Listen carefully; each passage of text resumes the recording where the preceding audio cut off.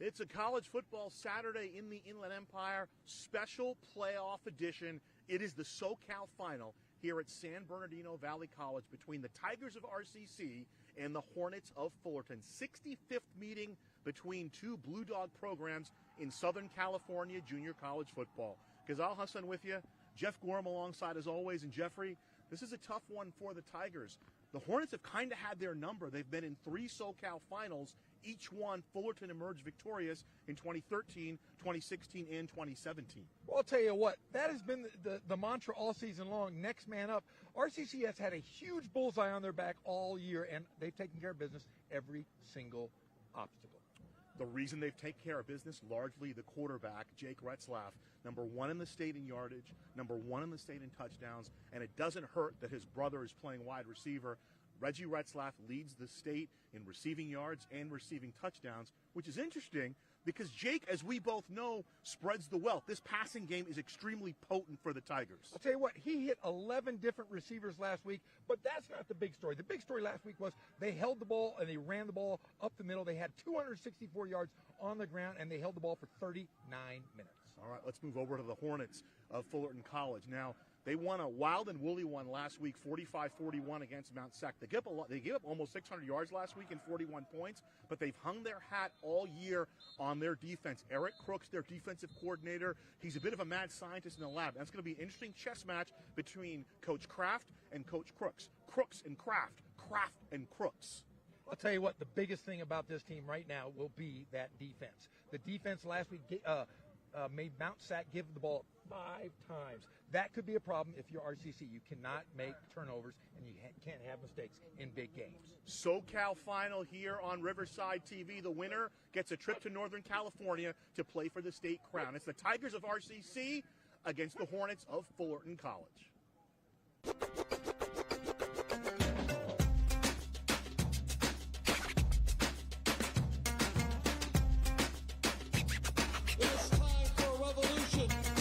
I'm Cheech Marin, and we're inviting you to reserve your spot for the inaugural showing of Cheech Collects. So get your tickets today. We're looking for you.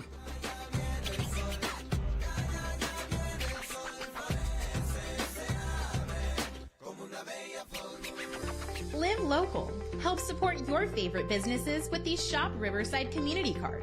With over 200 Riverside businesses giving exclusive discounts and offers to community card holders, there's something for everyone. Participating organizations sell these cards for only $15 each, with $10 going straight back to the organization itself, making the Shop Riverside Community Card a fantastic way to support your favorite local group.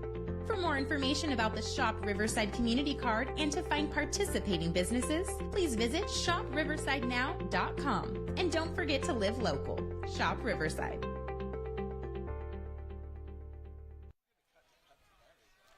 Welcome back, San Bernardino Valley College. It is the SoCal Final. After everything is said and done, these are the last 2 teams standing in Southern California. The Hornets of Fullerton College and the Tigers, of course, of RCC. Ghazal Hassan back with you. Jeff Gorham to my right. The third member of our broadcast team, you'll meet him soon enough, is the great Pep Fernandez. And what else can you say? It's a beautiful Saturday afternoon in December, and it's playoff football, Jeffrey. Hey, it's high noon, and it is shootout weather. I can't wait to watch this ball game. You know, we've waited all season long for RCC to possibly get that national championship one more time, but first they got to take care of the Southern California championship game here at San Bernardino Valley. So teeing it up for Fullerton is Jonathan Faubert. He's out of Santa Ana Foothill High School. He'll kick off to Espadron and Jordan Williams. This is Jordan Williams. Will field it from the 1-yard line. Williams jettes up to the 25. He's got a little bit of space, and then down he goes, combining on the tackle for Fullerton College. Edwin Udengwu, along with Kadari Kearns, they combine on the hit, and they'll be up to the 38-yard line as we get to look at the starters on offense for RCC. 3 all-conference linemen, LaFrance, Riley, and Scott, all got all-conference honors this year. And, Jeff, you mentioned the 264 yards. Bryce Strong has really emerged from that running back position. Well, we have seen Tom Kraft really change this offense weekly, and last week it was great on the ground. First down here, Strong out of the backfield over the 40-45. He's to midfield, and Harms will push him out of bounds. He'll traverse, though, all the way up to the 41-yard line of the Hornets of Cal State, of Fullerton College, a 21-yard gain, swing pass out of the backfield. You mentioned in the open, Jeff, 11 different receivers Jake Retzlaff was able to target last year, and that'll maybe play a little bit tough with Brian Crooks' defense. They like to bring the pressure. They blitz a lot, and they're a straight man defense. Well, you said it. I mean, they think they have the best defense in the state of California here. Here's Lacey with the quick catch, and he's wrestled down inside the 30, making the tackle for Fullerton College. Salen Streeter, the sophomore out of Monroe, North Carolina, and a 12-yard pickup and 2 quick plays. The Tigers clicking here on offense, Jeff. Well, I'll tell you what, if you were at Fullerton College here, you can't let Riverside catch the ball in open space. They will hurt you. Those big offensive linemen will lead the brush, and those athletes that Tom Kraft have could cause some problems for this Fullerton team. Lacey in motion, 3 receivers to the far side. Here comes the jailbreak, deflected by Retzlaff, caught by Bryce Strong. He's inside the 20, so a nominal gain, only 9 yards on the play. Actually, it's a 10-yard play, first down, but he averts disaster. The deflection off of Retzlaff, that was a free ball. Bryce Strong, oh, look what I found. Well, you got to like that. Everybody aware, head on a swivel offensively. A very tough situation for Retzlaff. He saw a huge blitz on that last play. 1st and 10 from the 19. No team in the state had more red zone scores than the Tigers. Up the middle is Harvey. He gets dropped after about a 5-yard game. Jeremiah McNeely, the freshman from San Antonio, makes the tackle. He was the player of the game last week against Mount Sac, so a 4-yard gain makes it 2nd and 6 from the 15. Well, they're able to just move the ball here so far. I mean, they've spread the field. This defense, they don't know whether to blitz or cover those tight receivers. But I'll tell you what, if Riverside continues to have such open spaces, they're going to score quickly here. Get your way, Retzlaff, and Lacey up top. He's going to go right to Lacey, and Lacey to the end zone. Is he in? They're going to say he's down at the 1-yard line. So a 14-yard pickup, Rashawn Lacey out of Esperanza. He had 3 touchdowns last week. And that one looked pretty close here on the replay. Let's see how close he gets. Let's see if his knee was down.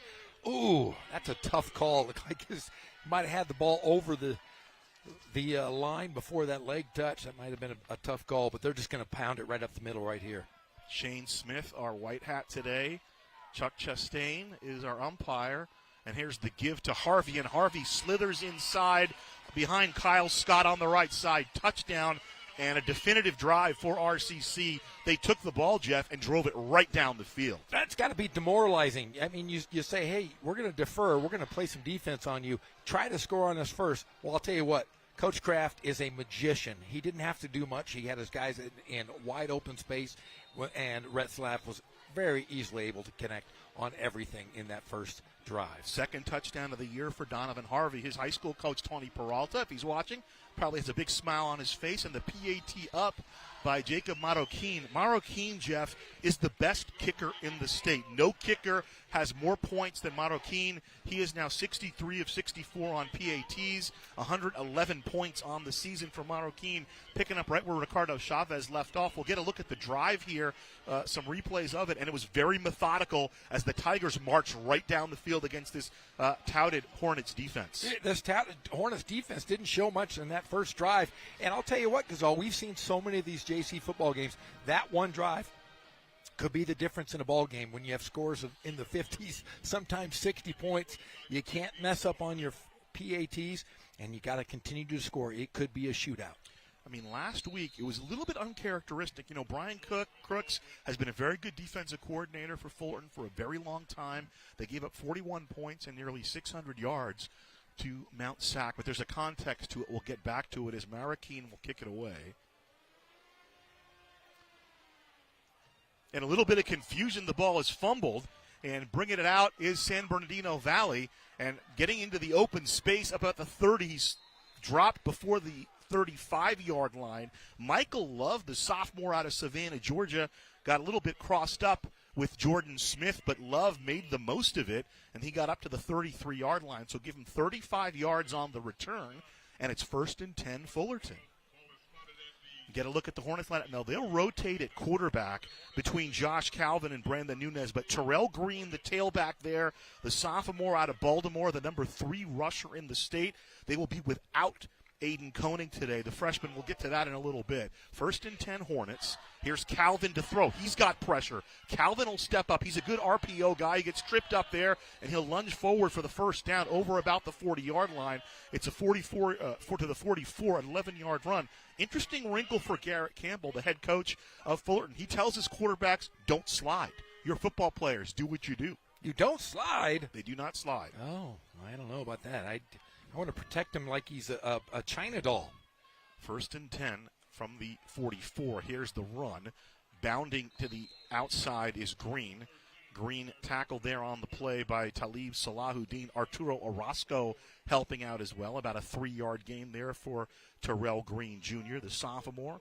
Was a role player last year, actually got hurt and had a big year for them this year. As I mentioned, 3rd in the state in rushing yardage. 2nd down. Here's Calvin to throw. He's got time. He'll flip it out to Green. Green traverses into RCC territory. Keithan Gooden will push him out of bounds inside the 40 at the 39. So an 11-yard pickup and a 1st down for Fullerton College. Defensive starters for RCC. Mentioned Orozco. He's really emerged. Alonzo Gray Hall, a first-team all-conference pick. And how about your guy, DeMarco Moorer, Jeff? My favorite defensive player of all time, DeMarco Moorer, going for that all-time interceptions record. I believe he has 11 on the season this year. And if he gets one more, he will be the all-time interceptions leader at RCC. Quick hit to Darren Fletcher makes the catch. Quickly pushed out of bounds by Marseille Taylor. 2nd down coming up. 2nd and 6 on the 4-yard pickup. 2 by 1. The give to Green running to the left side. He's got a hole. Orozco brings him down, but not before he gets to the 26-yard line. That'll be a 1st down. 9 more yards for Terrell Green Jr. So the Hornets doing exactly what the Tigers did. They get a decent kickoff return, and they've driven the ball right down the field. We might not have a punt all day long, because all it could come down to whoever punts first has a shot to win this one. Fullerton, remember, won last week with 27 seconds left as Green takes it, running right. He's submarine down right there. Sivea Logoleo got down on that one and mustered a little bit of resistance. Let's see what Shane Smith has to say. He's our white hat today. Shane Smith, a longtime official here in the Inland Empire. His dad, Dick Smith, was a longtime referee with Al Jury, who reffed in the NFL for a number of years, had a couple of Super Bowl rings as an official, a white hat. 3 receivers to the top of the formation. C.J. Broy, the farthest towards the sideline for Fullerton. Here's the quick throw by Calvin, one-on-one on the outside. Marseille Taylor locked up out there with Will Gibson. Gibson, the pit bounce back out of Aliquippa, Pennsylvania. 3rd and 6 coming up for the Hornets. I'll tell you what, if you're going to throw the football, you got to throw that thing outside, because those great defenders of Riverside will take advantage of that every single time, as athletes as they are. So trips to the top of the formation, Stewart, Little, and Broy. Gibson down to the near side, one-on-one with Taylor. 3rd down coming up from the 22. Calvin to throw. Calvin over the middle, complete to Gibson inside the 5. Taylor drops him. Are they going to say it was incomplete? Peterson Lewis is saying the ball hit the ground. And now there's some confusion among the officiating crew. They'll discuss it. They marked it as a completion, but Peterson Lewis said, no, that's short hopped. So let's see what Shane Smith, he's the law. And it's ruled incomplete. 4th down coming up for Fullerton. Peterson Lewis playing the role of Jack McCoy in Law and Order, and Shane Smith agrees with him. Yeah, I saw it on the replay. Great call, great to be aware here. Hey, I believe you just said on the last play, I don't know if you noticed this, you said Stewart Little. Stewart and Little, 2 different guys, yeah. The famous or were you talking about a mouse? Book. A mouse story here? My favorite children's book, of course, as you know, Jeff, is Babar. Babar was the best. 2 B's just right next to each other. That's what I thought you meant. Another good kicker. You like kickers, Jeff? I love kickers. Jonathan Faubert, the freshman, is pretty effective. Faubert on the year, 14 of 20, his long is 44. This would be roughly kicking from the 28, about a 38-yard attempt. Faubert had to choose between Saddleback and Fullerton. It turns out his parents have some business interests with Garrett Campbell's brother. Had nothing to do with the selection, completely coincidental. They didn't find out about it until they came to a game. Here's the field goal. Does it have the distance? And it does not. It's no good. And the field goal is missed. RCC will take over, so they play around the drive of the Hornets. Well, like I had just said, hey, you got to try to get points out of every possession, but if you don't, this RCC offense could be formidable. You have to make some stops, especially if you're Fullerton here. Fullerton's defense, Jeff, 17.7 points per game allowed. They allowed 332 yards, but they 26 sacks and 26 takeaways, 5 turnovers forced last week in the win against Mount Sac. 1st and 10, line is the 21. Here's the give to Strong running to the right side. Couple of yards maybe. Not much doing there. Now, we know Coach Kraft likes to throw the football. I mean, he is the guru of quarterbacks. But he did change his offense quite a bit last week, and they did go to that run offense. Instead, that was Donovan Harvey on the run, combining on the hit Ant Harris and Amari Williams. That defensive front for Fullerton, Amari Williams, Bryce Dunnick, Ant Harris, and Eric Hale, considered one of the best in the state. In space, the completion, and not much doing there. Again, so another short gain for RCC. Making the catch is Espadrone on the play. Norbert Espadrone makes the catch, and maybe back to the line of scrimmage, 3rd and long coming up. Well, I would almost bet a chocolate bar on this one. I think they're going to go to Retzlaff's brother. I think anytime you're in a 3rd down and there's a one-on-one situation, you have Reggie Retzlaff, you're going to go to him. Let's see if they decide to go to his big brother or little brother. He's to the near side. Gitchaway split out to the far side. Espadrone now in the far slot. Empty set, RCC. Here comes the pressure. Here's the throw. Throws a little bit behind Gitchaway, incomplete. And 4th down coming up defensively there for Fullerton College. Chris Cross, the sophomore from Florissant, Missouri. Does he wear his pants backwards? I believe he does. Going to make you jump. Check it out, Jeff. Hey, my son, he's 6. He went to school the other day, and I think his pants were on backwards. And his teacher said, hey, you must like crisscross. So he had to change his clothes at school. He put them on backwards. But that sounds like a typical Gorham. That's what we all do. Jordan Smith back to receive the kick. Kicking it away is Jared Campbell for RCC. Campbell averaging about 31 yards a kick. He had a good week last week, although he did have a punt blocked. He had a 40 and a 33, both inside the 20. If he could get him inside the 20 here, would be huge, as the penalty on RCC will back it off 5 more. Ghazal Hassan with you, along with Jeff Gorham. You will meet Pep Fernandez momentarily. 8:16 to play in the first quarter, a 7-0 RCC lead. SoCal final. Just 2 teams left standing in Southern California. Winner goes up north next week to play for the state title. Here's the punt. Good punt by Campbell. Backs Little up to about the 38-yard line. And he breaks into RCC territory, breaking it down. Jordan Smith brings the ball all the way back to the 33-yard line of RCC. So a very good return, 29-yard return. The kick, give him credit for about a 41-yard kick.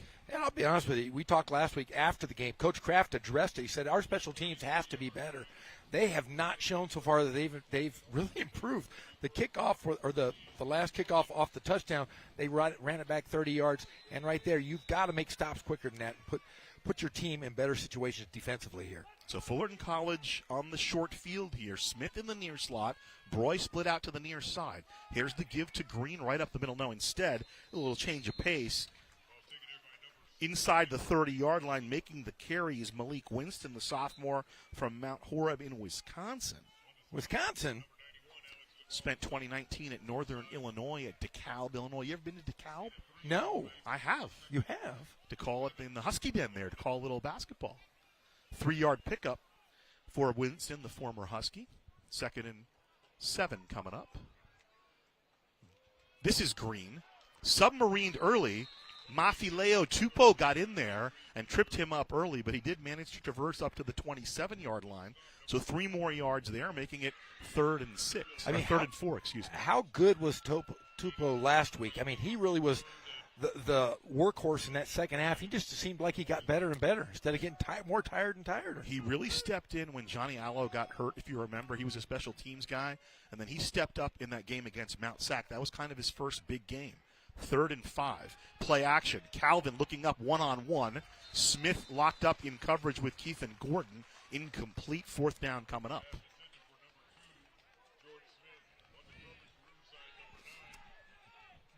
So 4th down coming up. The field goal team back out. It's Faubert. As opposed to Hebert. Remember that old Seinfeld? Yeah. Herbert, Hebert. Yeah. No, this is Faubert. And this will be a 45-yard attempt. His long on the year, Jeff, is 44, but this is the playoffs. 7 minutes to play first quarter. Faubert puts his foot into it. And this one is good. A new career high for Jonathan Faubert. And the Ziggy is off the board for the Hornets of Fullerton, 7-3. Well, a quick redemption after missing that one. A career long. You can't ask for a better situation than having your best kick in the best game of the year. That's we got to make big plays, right? You got to make big plays in the big game. And Fullerton now on the board, a little bit of relief. They had the short field, so you want to make sure you get points out of that. Exactly, every single time, especially in these kind of games. And we talked about it all season long. The tighter the game gets, you can't make any mistakes. You can't have penalty yards. You've got to play almost mistake-free football if you want to get to that next level. So Norbert Espadrone back along with Jordan Williams for RCC, 7-3. SoCal final. Couple of Blue Dogs in JC football. Jeff, this series goes back to 1921. 101 years between games. 101 years. Williams backing into the end zone, and he'll bring it out from about 3 yards deep. Williams cuts up to about the 20-yard line. He's got a little bit of space, trying to veer to the outside, and then down he goes. Tackle made on the play by Kadari Kearns again. And so a nice return by Jordan Williams. He did get over the 30-yard line. So 34-yard return. And it's 1st and 10 in favor of RCC. They lead Fullerton in this SoCal final. We mentioned in the open, Jeff, Fullerton has kind of had Tom Kraft's number in this final. 2013, 2016, 2017. The final score of that game in 2017 was 75-16. What? 75? First down, Retzlaff's got time. Looking for Gitchaway on the drag, incomplete. On the coverage was Salen Streeter for Fullerton. 2nd and 10 coming up. The Gitchaway been targeted a couple times, nothing so far. Now, normally Brian Kirk's defense, they play pretty much exclusively man-to-man. I think there's a little bit of a zone look there, a little cloud cover on that one.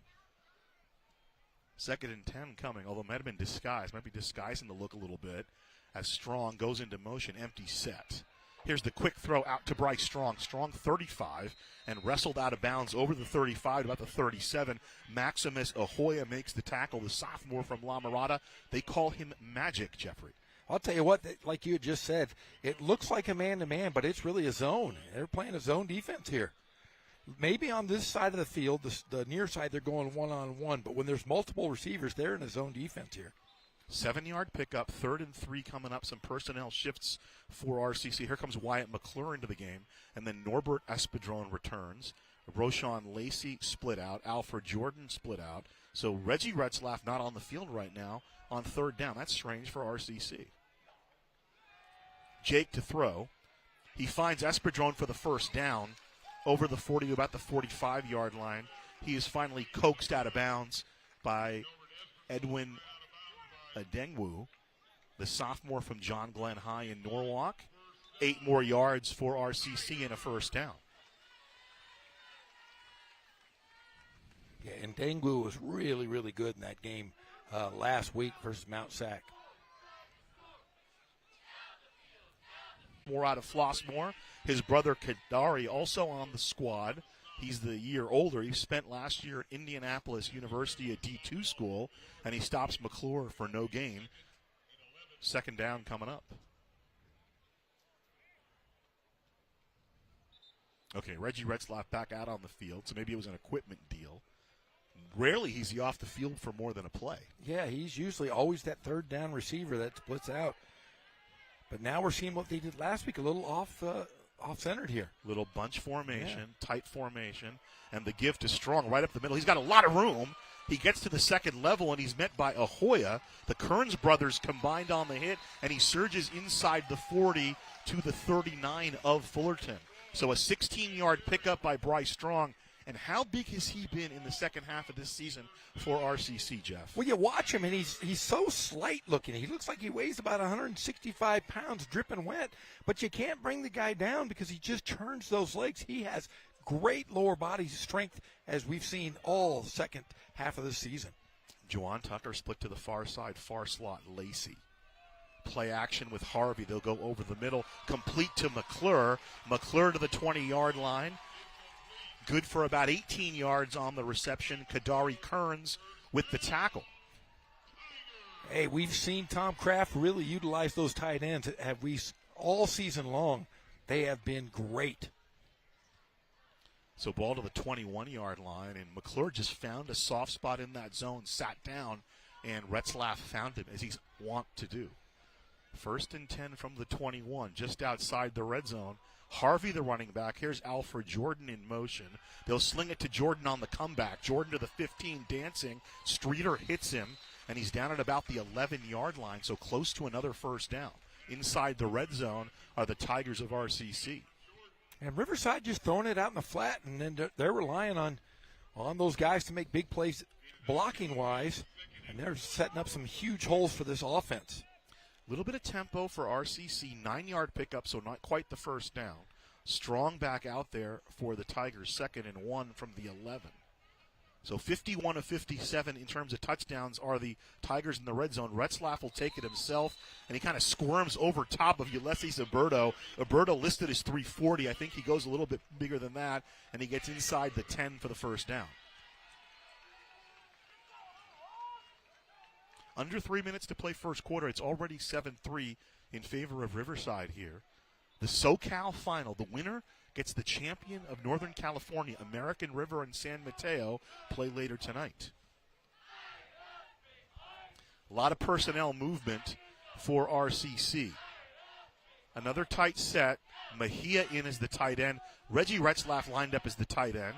And they'll throw it to McClure, who was lined up as an H-back. McClure stumbling, rubbling, diving for the pylon. He's out at the 1-yard line. Just outside the pylon, Wyatt McClure. And how about that strategery by Tom Kraft? He lines up Retzlaff tight. He lines up Mejia tight. And McClure out of the backfield as an H-back. Oh, it's a great play. We saw a little bit of that last week, but they didn't utilize that as much. But that was a great play just to get those extra yards, second and really close here. That H-back comes out of that, Air Coryell, San Diego State. Joe Gibbs took it to the Redskins with them in the early 80s. They're now the Commanders. Here's the give to Strong, trying to squirm in, and he's in. Touchdown, RCC. Bryce Strong finds pay dirt with 1:55 to play here in the first quarter. And I love it. You go to the guy that's been great for you all season long and has been a workhorse for you. You got to provide to your guys, and Bryce Strong has been the dude so far here for the Tigers the last couple of weeks. He has really emerged in the second half of the year and at the beginning of the season. When I talked to Tom Kraft about the running game, he was the guy that Tom was very high on, the freshman from Ontario out of Colony High School, PAT for Marroquin. And Jacob puts it through, surprise, surprise. And let's go down to the sideline. The third member of the broadcast team, we haven't met him yet. The great Pep Fernandez joins us here for this SoCal final. Big-time players make big-time plays. There's no bigger-time player than Pep Fernandez. Hey, what's up, guys? Speaking of big-time players and big-time games, obviously here in the Southern California Championship game, there are great players on both sides of the football and on both teams. Now, we've got college scouts from all over the place. Of course, these teams are here to win the game, but some of these guys might get scholarship offers over the course of today's game, depending how it goes. We've got Massachusetts, we've got Hawaii, we've got Portland State, we've got Colorado State. There are Division I programs all over this field because, again, two great programs with a lot of great players. And speaking of RCC, they've got some guys right now already with D1 offers, but they might get more even today, already at 14-3. Guys, back to you.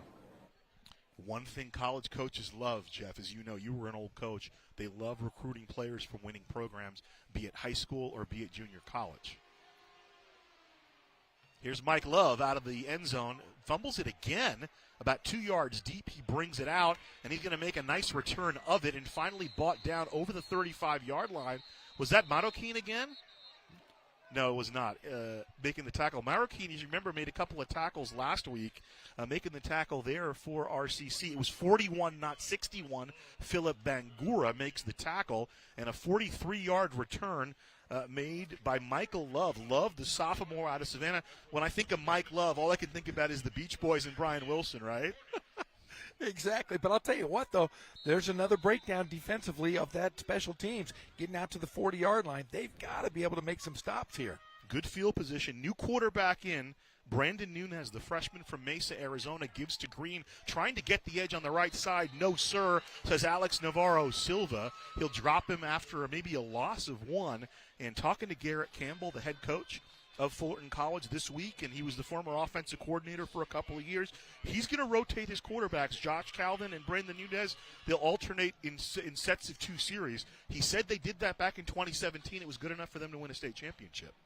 Well, I'll tell you what, it gives you different looks, different quarterbacks, different looks. And if you're playing defense, it's hard to get in that same mind or change in that mindset every time a different quarterback comes into the ball game. So a pretty good offensive tactic by Fullerton here.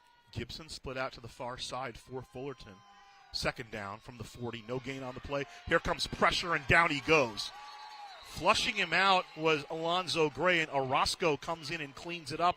Lost back to the 35-yard line. Alonzo Gray Hall bringing the heat and funneling him right to Arturo Orozco. Orozco, Jeff, also a first-round all-league pick. And how much has he emerged this year for Tom Kraft, James Cook, and RCC? Well, you know, it's always which guy is going to be the star defensively for RCC. And like we said, every single game there just seems to be another guy that stepped up. James Cook defense is looking like it's kind of pinning its ears back right now. Here's a big third down situation. Can they get off the field? And down goes the ball carrier, man, Alonzo Gray Hall, doing his "Are You Not Entertained" from Gladiator, pounding his chest as he drops Malik Winston in the backfield. Fourth down coming up, and the defense breathing some smoke right now are the Tigers. I'll tell you what, watching Hall, and it sounds funny, reminds me a lot if you picture LeBron James playing football. He's athletic, he's big, and he's got a tough killer instinct. That is something, last week we saw him screaming at his defensive line when they were kind of struggling a bit. But I'll tell you, they play for the guy. They play hard for him, and he has been phenomenal. End of the first quarter on that play. It's 14-3 after 15 minutes in favor of RCC. And Alonzo Gray Hall, a little bit of an interesting story. You know, he's from Norristown, Pennsylvania, suburb outside of Philadelphia, hometown, among others, of Tommy Lasorda. And, you know, he lost his mom to cancer when he was in high school, which has got to be a tough situation. Came out to live with relatives here in Southern California, and he's trying to make something out of it. It's worked out this year. An all-conference pick on the defense for RCC. 3.5 sacks, 29 tackles on the year. Had a big game against Ventura last year. We'll take a break here, and at the end of the quarter, we'll toss it down to the sideline. Pep Fernandez has got something for us. Hey, what's up, guys? We're joined by the one and only Matt Logan, the head football coach for the Centennial Huskies. And, Coach, you've got some Huskies out there, notably, of course, Jake Retzlaff, the quarterback, Reggie Retzlaff, the receiver. Obviously, they were studs with you at Centennial, but they get to RCC, and they're the number one receiver quarterback in the nation. I assume you're not surprised. Not surprised at all, man. They're great football players, great kids, and I love coaching them. I just saw Jake real quick. He gave you a quick, wave over here and a hi to, I guess, acknowledge the great Coach Logan down here. Yeah, I told him, said I'll be here. I got, for some reason my nav was taking me around the San Bernardino Mall, so I'm looking for a stadium there. But I got here finally, and good to see him. He's playing well, and they got a lead right now, so look good. We had the Retzlaff brothers on the Inland Sports Show this week, and I said they did a lot of winning at Centennial. They're doing a lot of winning here at RCC. Do you feel like when guys leave Centennial, in this case going to RCC, they've got that winning mentality. It's a mindset that you go into every game feeling like you have a chance to win. Absolutely. RCC's done such a great job and won a couple state championships, and if not, is competing at the top every year. So, yeah, they go there expecting to do that, and then they've definitely performed at that level. All right, guys, back up to you. That's Matt Logan. The punt will skitter back inside the 10-yard line. It'll be down there and at the 5-yard line. So a good kick, 56-yard kick, no return. And the Tigers will tee it up from the 5-yard line. Speaking of winning, Jake Retzlaff, he started 23 college games. He's lost 1. It was last year in the playoffs against RCC. That's right. He was over at Golden West. In fact, last year, remember they beat RCC early in the year, and that was his the only loss was against the revenge game. But Matt Logan on the sidelines, driving out here to San Berdue. How about Matt Logan? So here's a wrinkle for you. Garrett Campbell, who's the head coach at Fullerton College, played his high school ball at Esperanza, played for head coach Gary Meek back in the mid to late 90s. And one of his assistant coaches, the great Matt Logan. Wow. So 1st and 10 from the 5. Thus far on the game, Jake Retzlaff, Jeff, 10 of 12 for 85 yards through the air. 85? What do you have? 489 against 402. 402 against 27 and 37, 402 last 6 touchdowns. But 2 touchdowns, and he hasn't thrown either one. They've been both running touchdowns. Here's the play action, flinging it to his brother. Reggie makes the catch. After the catch, he'll be pushed out of bounds at about the 28-yard line. So a 23-yard hookup. Salen Streeter ultimately was able to slow him down. The first catch of the game for Reggie Retzlaff. They'll mark him actually to the 29, so give it a 24-yard gain on first down. Hey, did you see those guys on the Inland Sports Show this week? The Retzlaff brothers were both on there. I did not. I was working because I was in Boise, and then I had to get ready for this game, Jeff. Oh, they're a couple of goofballs. I always watch Pep. I actually feel bad. I missed him this week. Oh, I watch him every week. I'll watch it afterwards. I'll watch it on the drive home. I'll listen on the drive home. Here's the give to Harvey, skittering up to the right side. Still on his feet. Finally brought down. He gets over the 30 to about the 32-yard line, so 3 more yards coming up. Hey, you missed Rich Jeff. Rich Jeff was on the show this week. Instead, that was strong. Tackle on the play made by the outside linebacker, Jeremiah McNeely, the freshman for Fullerton. 2nd down and 6 coming up. Flings it a quick throw to the outside as they go tempo, and a first down for RCC. Gitchaway with the catch and the run. Tackle on the play, Branson Titanoa. And more of a linebacker. He's a defensive back. They slid him back to linebacker, and he's done a good job. They're going to rotate about 6 guys in that secondary. Brian Crooks, the defensive coordinator for Fullerton. They have a full 2-platoon rotation on the defensive line as well. Well, and I'll tell you what, though, you're watching last week, I think RCC was at their best when they did go no-huddle, up-tempo's offense. It really got into a great rhythm. They were really tough to stop for a couple drives. 3 receivers to the near side, complete to Espadron at the 40. 45, still dancing, and then he'll be brought down. Salen Streeter finally pulls him down. Kadari K.D. Kearns was the first tackler to him. They'll mark him up to about the 46-yard line. It'll be a 5-yard pickup for Espadron. That's Norbert Espadron on the reception. You don't need to be this mean to Espadron. He's a little guy. Pick him up and throw him down. But they know he's dangerous. They've watched enough film to know you got to make sure you wrap him. So officially a 6-yard pickup. They mark to the 47. Here's now Norion Espadron in motion. They'll throw it right to him on the comeback. He won't have as much luck. He'll surge maybe to the 49.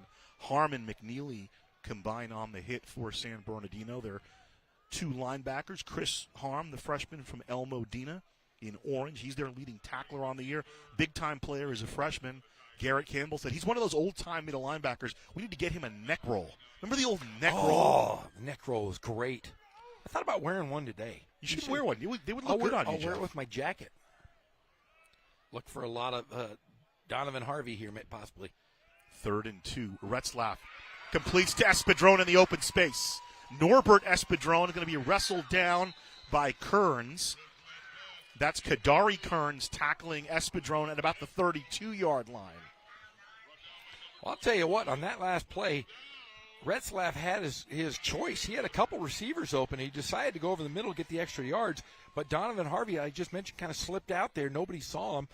Could have also got an opportunity to get some yardage there, but a great smart call by the great quarterback. 21-yard pickup, and here's Retzlaff with the play action. Really good fake, all kinds of time, complete to the middle of the field. This is Gitchaway, and Gitchaway slices all the way down to the 10.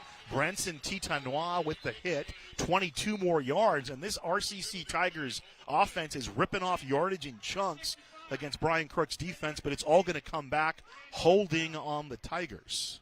Well, talking about, he said he had 11 different receivers he hit last week. Mm-hmm. He's already hit 8 so far in this first half, Gazal. 8!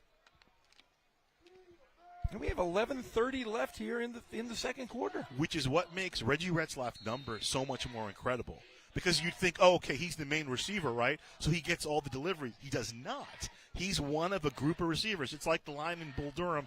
Don't try to strike everybody out. Throw some ground balls. It's more democratic. Exactly. Jake Retzlaff as Nuke LaLoosh, getting the advice to make it democratic, spread the ball, spread the wealth amongst his receivers.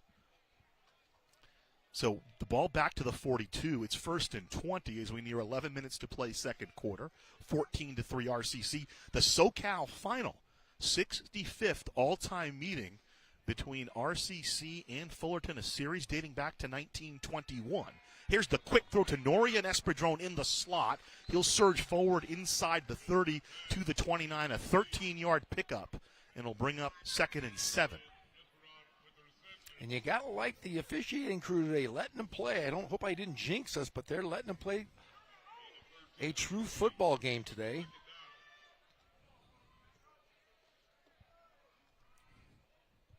Second and 7.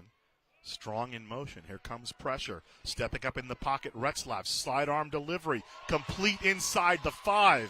That's Jordan Williams with the ball at about the 3-yard line. First down. What a slide step there by Retzlaff. And the arm angle delivering the ball to Jordan Williams. Yet another receiver, Jeff. There we go. I mean, that's 9 different receivers. No. And look at this, like you said, the arm angle. Another penalty, though. Another penalty. So let's see what Shane Smith says. Flag on the play. Could be a hold again. Illegal forward pass, number 11. That's 5 yards from the spot of the foul. That is the loss of down. So he was over the line of scrimmage. I wasn't sure about that. He's over the line of scrimmage when he threw it. So they're going to move the ball back 5 yards.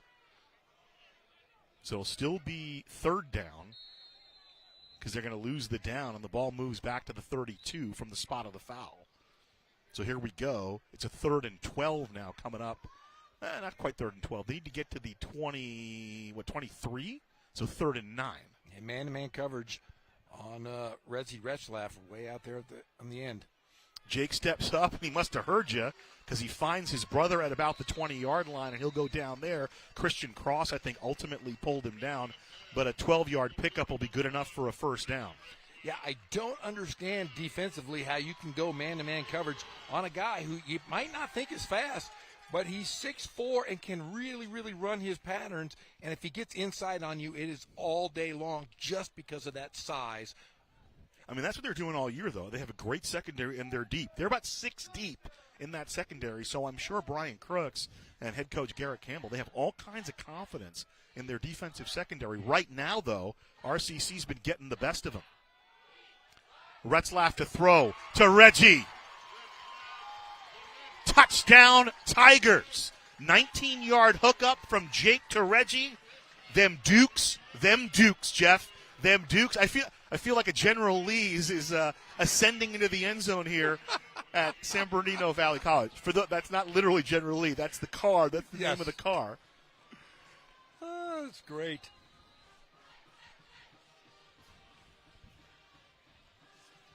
Marroquin in for the PAT. It's 20-3, and Jake is going to make it 21-3, and 9:26 left in the first quarter.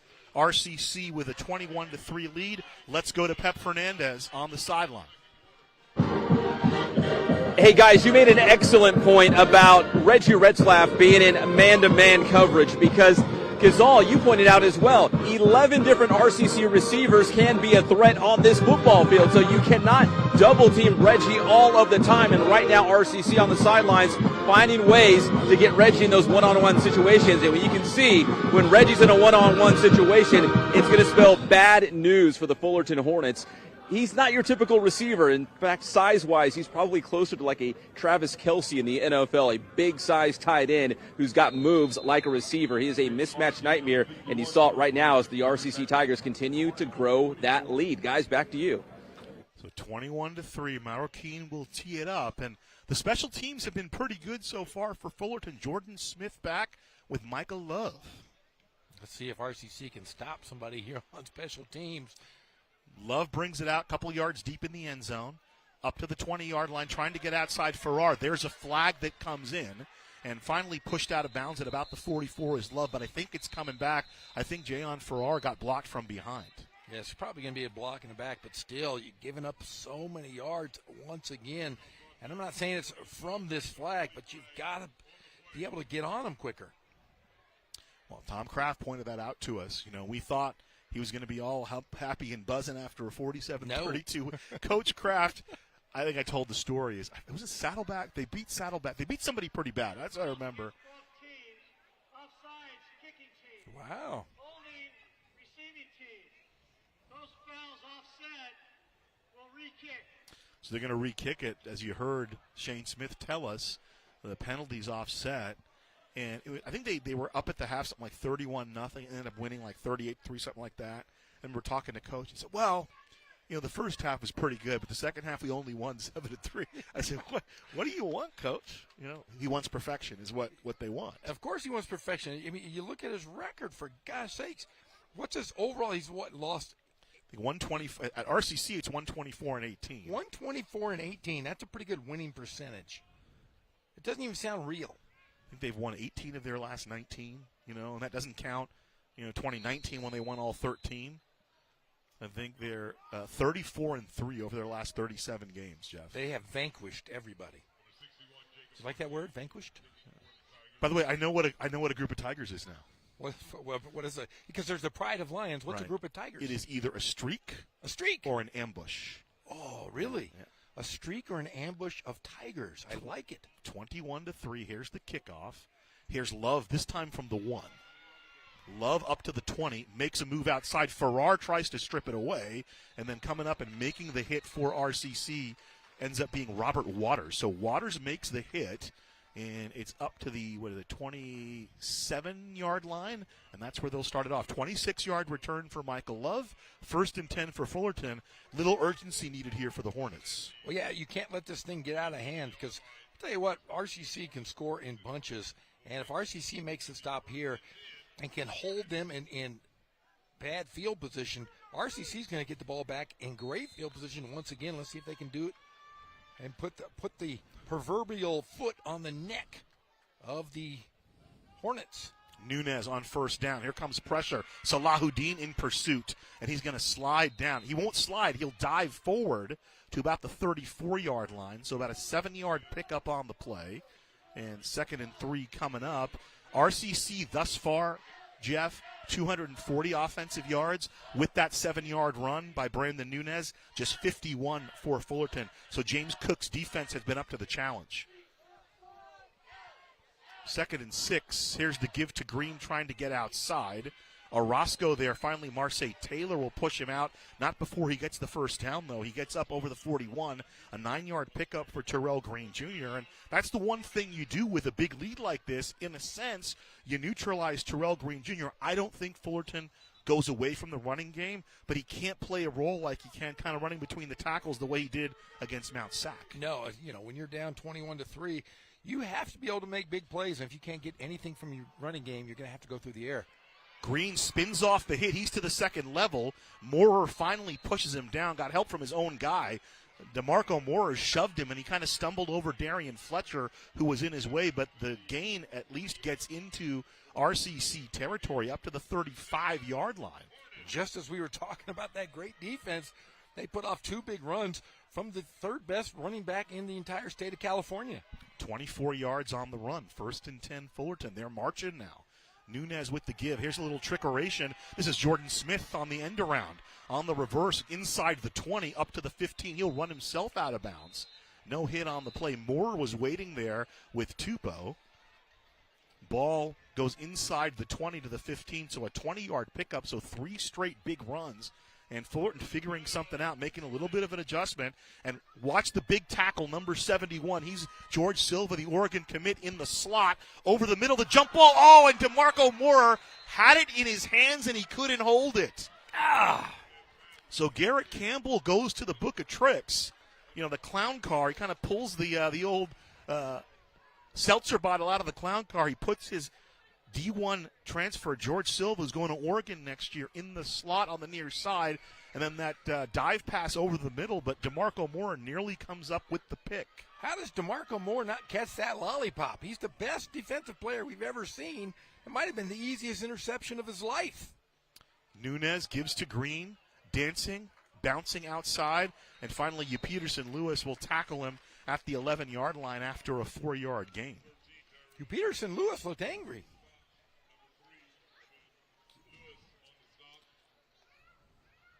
So third down coming up. First down is about the 6, so a 3rd and 5. I'll call it a 3rd and 6. They marked him down at the 12-yard line. So big third down coming up for the defense. Nunez, play action. Going to take it himself. Gets around Tupou. Gets into the end zone. Takes a hit, but he's in for the touchdown. And Nunez looks to be hurt. So a 12-yard touchdown run, and Fullerton answers here with 6:41 to play in the second quarter. A 12-yard run for Brandon Nunez. Yeah, Nunez looked like he got his bell rung a little bit there. Nunez, interesting story. He was out of Mesa, Arizona, Mountain View in the Phoenix area. He had his senior season cut short by a blood clot, which endangered his career. They weren't sure if he was going to be able to play football again. Such a young guy to have something like that. That sounds like something. It was in his arm. It was in his arm. His arm. And his arm would swell up, and they weren't sure what it was. And after about I think it was his 8th game of his senior year, it kind of swelled to twice its size. They went to the hospital and said, "Son, you have a blood clot. You're done for the season." Wow. Sounds like an old man injury. Glad he's okay. Faubert on for the PAT. Faubert? Faubert. Faubert is 40 of 42, or 39 of 41 on the year, looking to go 40 of 42. Puts it up and through, and it's 21-10, and a big touchdown for Fullerton. We talked about the urgency, huge drive for Garrett Campbell, the head coach of the Hornets, and you know it was in danger of potentially being a runaway, but a little resistance from the Hornets hanging in there. Yeah, Hornets really. I mean, if they would have been stopped and they had to traverse a ton of field here, I tell you, if RCC could have stepped on the Hornet, it might have changed the momentum completely of this ball game. So we mentioned, you know, they had 44 yards on the game. That drive was 73, and they're into the end zone, and they come within 21-10. 6:41 to play. Remember, they won the toss and deferred. They'll get the ball to start the second half, meeting Fullerton College. Williams and Espadrone deep for RCC. That is Norbert Espadrone. Here's the kick, and Williams fields it from the 1 for RCC.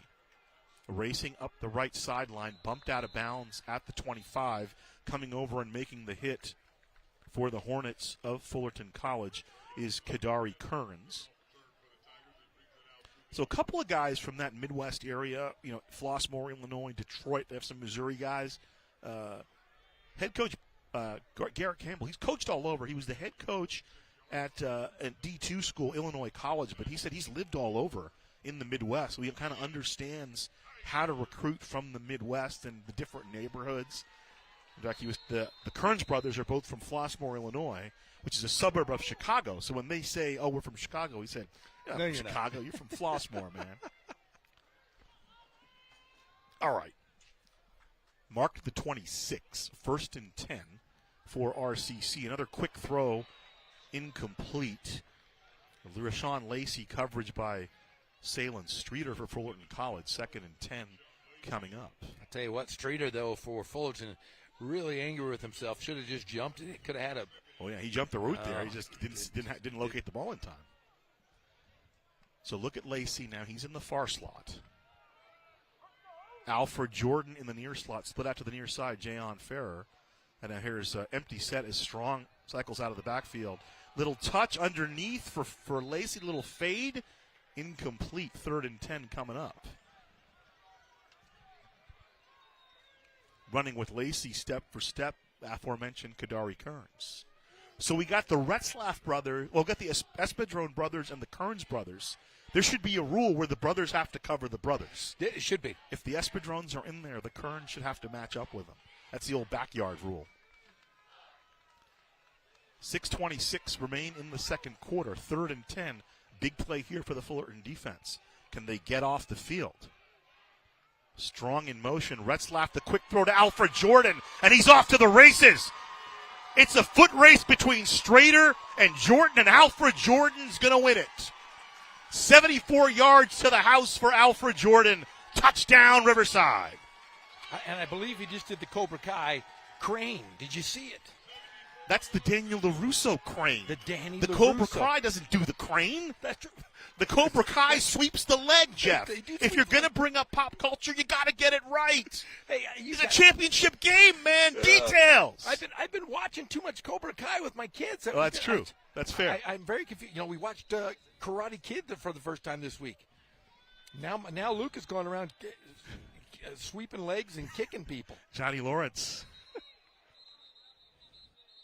Flag comes in. Is it bad that my sons want a Trans Am now? 73. 5-yard penalty. A Firebird. You can get him an electronic one. He's not going to drive for another 10 years. Yeah, but my oldest boy, he wants a conversion van. I'm like, my 16-year-old wants a conversion van. I said, no, you can't drive around in those things. You get arrested when you show up. He goes, but I'm a surfer, Dad. I want to live in it. Oh, there you go. I said, no, still you can't. You have shag carpeting in a Connor van. goes Spicoli. How about that? He cut off all his hair. Yeah, he became an Eagle Scout, so he had to cut his hair off. There's the kick, and the kick by Marroquin is good, and it's 28-10. So a great response by Fullerton, and then Alfred Jordan took care of the response for RCC.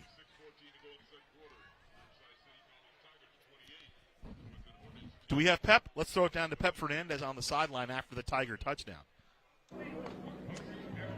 Yeah, guys, what a great run after the catch by Alfred Jordan, and a lot of the Tigers here on the sideline talking about their speed, and they feel as if it is unmatched, that the Hornets cannot keep up with them in the open field if given a chance. And we just saw Alfred Jordan, which some of his teammates were saying he's not even the fastest guy out there on offense, but obviously he's got wheels as well. They feel like if they get the ball in open space, they're not going to be touched, and it pays off with the touchdown here. Guys, back to you.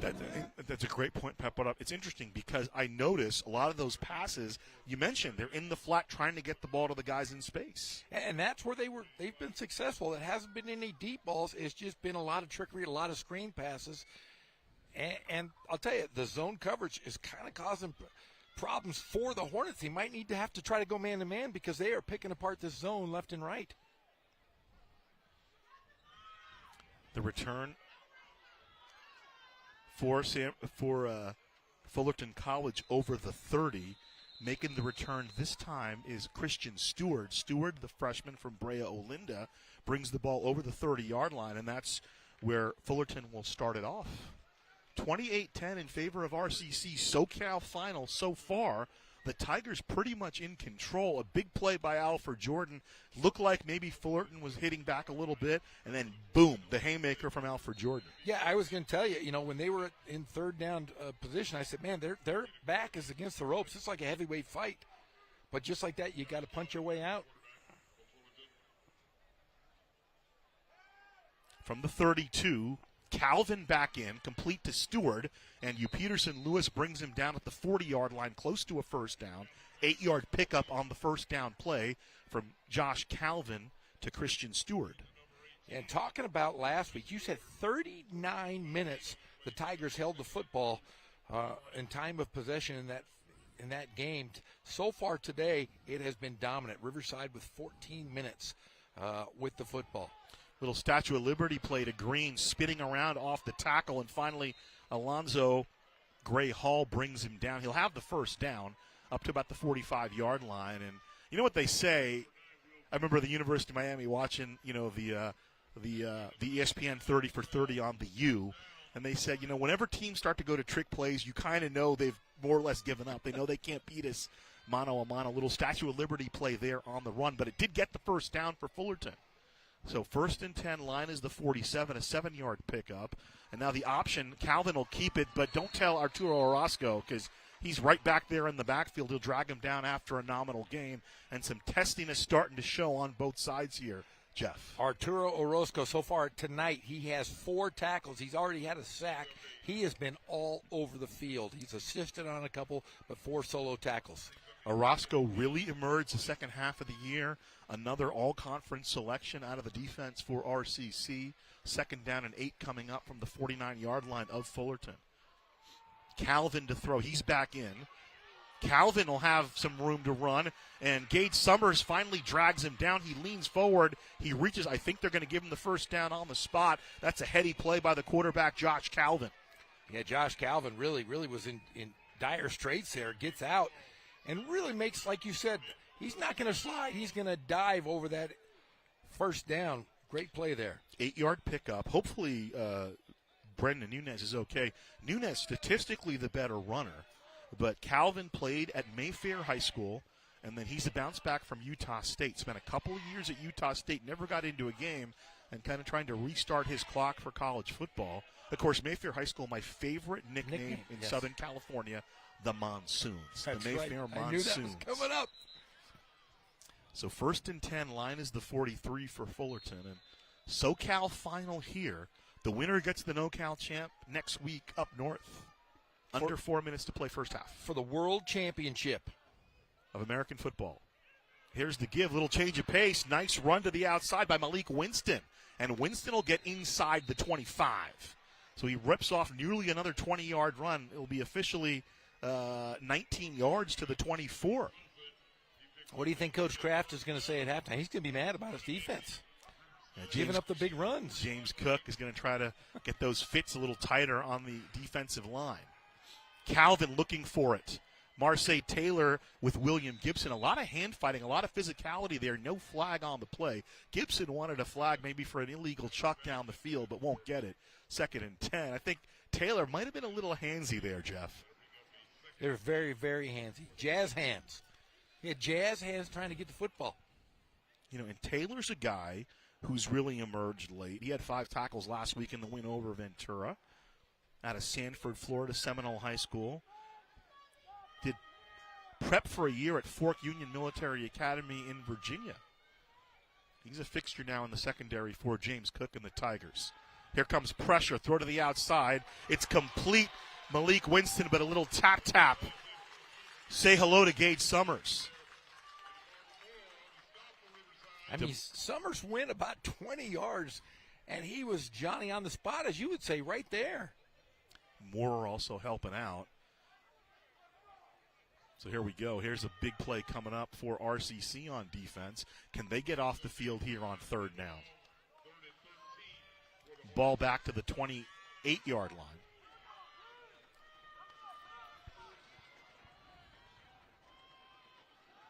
Calvin back to throw. Here comes pressure. Steps up and down he goes. Flag on the play.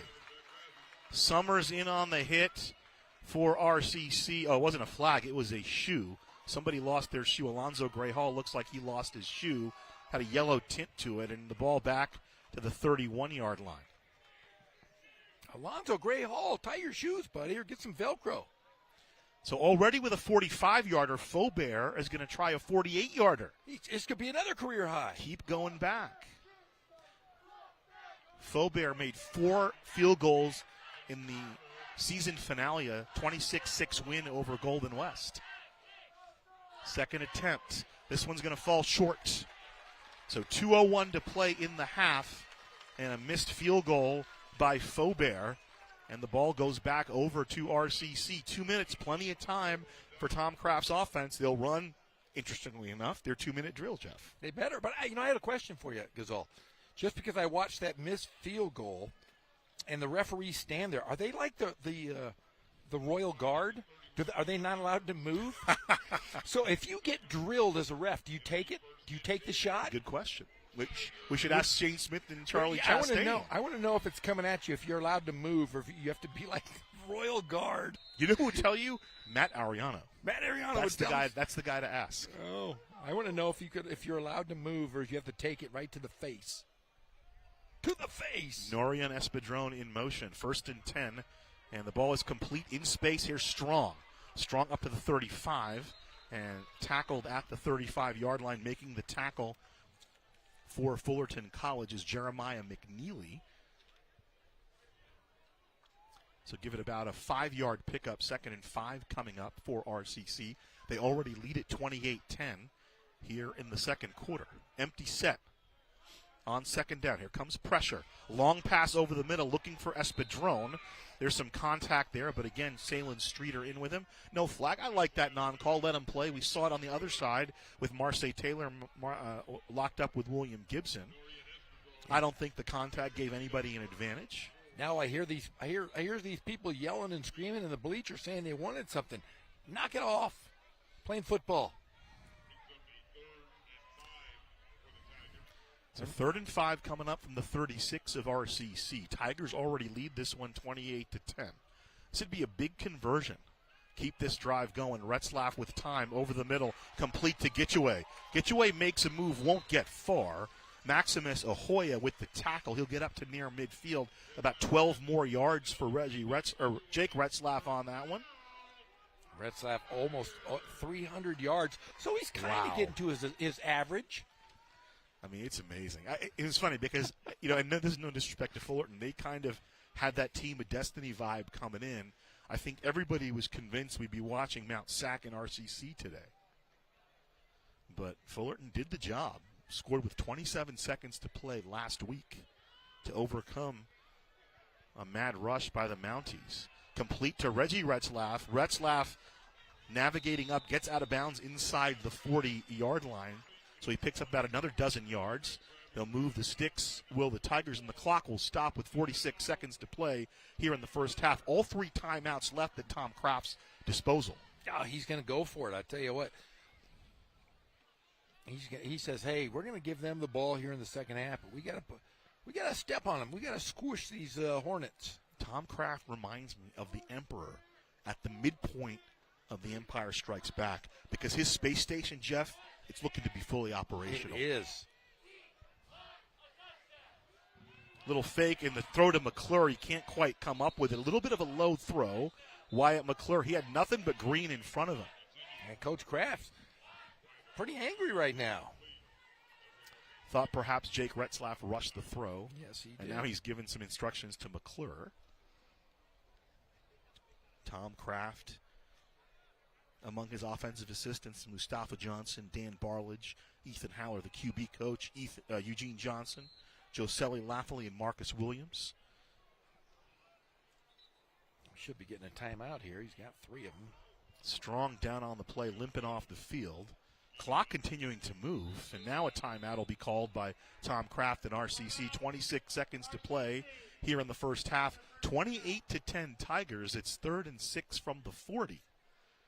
And so they'll talk it over. Tom Kraft trying to go to his 3rd straight state final. The Tigers, of course, won it in 2019.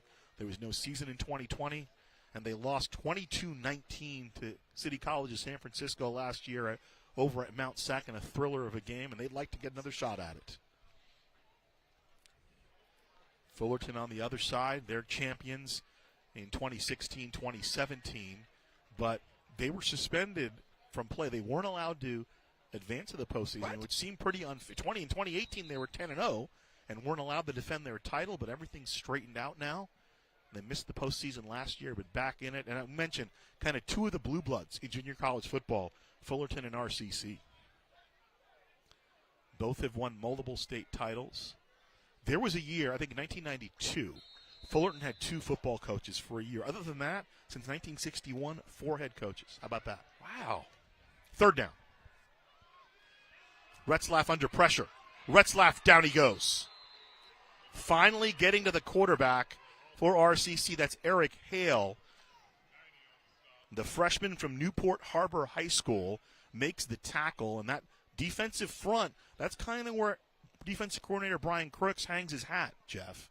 Those four guys, it was a 45-41 game, but the reason Fullerton was able to win, a couple of big plays made by their defensive front, and I think at this point RCC will just be content to let the first half run out. Get you away pointing to the clock, and Kraft saying just do your job, do what you're supposed to do, and come off the field with a 28-10 lead as Fullerton will get the ball to start the second half. And Tom Kraft, for what it's worth, Jeff, did not look happy with his team, and now he's going over and chatting with our back judge. He's not happy with the officiating crew either. And at the half, it's an 18-point lead here. SoCal final, two teams left standing here in Southern California. The Tigers on top 28-10 over the Hornets. An extensive conversation Tom Kraft having with the officiating crew. We'll have to sort that out. Maybe Pep can hear what's going on there. But let's toss it down to Pep Fernandez as we go to the half. It's 28-10 in favor of RCC. Hey guys, Coach Kraft talking with the officials about some holding taking place on that last series that was not called, and reminding the officials to keep an eye on that as we go into the second half. But something I want to point out as well, the offense for Fullerton looked much different with Josh Calvin in at quarterback. Obviously, Brandon Nunez was a big loss at QB for the Hornets. But prior to that, after Nunez scored that touchdown in which he got injured, the defensive line coach for RCC preaching to the guys up front, the seven guys up front, that they got to do a better job of containing and keeping that quarterback contained. And I don't know if it was the change at quarterback or maybe the RCC defense buckled down on the next series, but they looked inspired. The Tigers defense at least coming down on Calvin, who could not leave the pocket, and did a good job of bringing him down and not letting him use his mobility to scramble and extend plays. So that was something they were working on, and it paid off here late in the second quarter. Jeff, back to you guys. 28-10. Hey, you got the lead, so that's all that really matters right now. If you're a RCC, first half yardage 341 to 156 in favor of the Tigers. They also lead on the scoreboard. Jake Retzlaff, just to let you know, Jeff, 22 of 28 in the first half, 292 yards, 2 touchdowns. He has completed passes to 8 different receivers, and I believe all 8 of those receivers have caught at least 2 passes. Yeah, that's just an incredible stat. I mean, you didn't think he played great in that first. You thought he looks good, but you don't realize until you look on paper how well he is able to distribute the football. Yeah, and of those 151 yards for Fullerton College, 129 of them have been on the ground.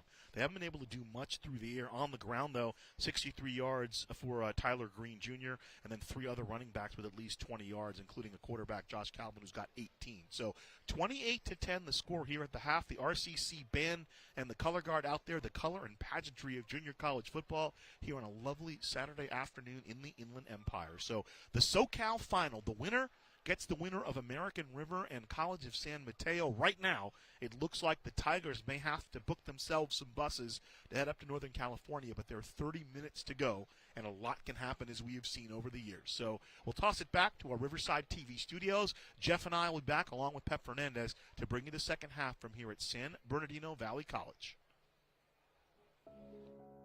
It was a Saturday morning, and Dawn got up and ran a couple of errands. I was working at the Victoria Club with a charitable foundation, and at 12 I was leaving the venue to go home and get ready for the party later. And then our painter, who was going to do some roofing repairs, came by and saw Dawn collapse in the front yard. I grabbed the phone and dialed 911. I saw a woman hunched over a man laying on the grass in the front yard. I gave him 2 breaths, and then I thought, that's not enough. So I parked my car where I was, and I ran across the street. And at that moment, this dark-haired woman came running up. And I identified myself to the woman and young man that was there, that I was a nurse and that I could help. I felt tremendous relief when she came running up. And she knelt down immediately on the other side of Dawn, and I stepped back, and she took over. I remember hearing the fire trucks and the ambulance coming. They gave him some injections, gave him the paddles.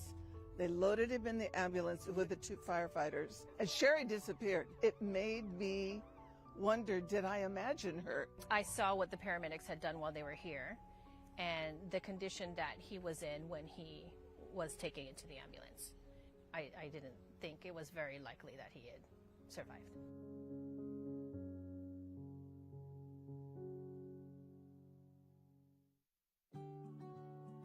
Well, it was pretty unbelievable. I didn't even know there were strangers like that. We called her an angel because she appeared and she disappeared. That time gap that she was able to fill, that was very, very instrumental. We probably wouldn't have it without that.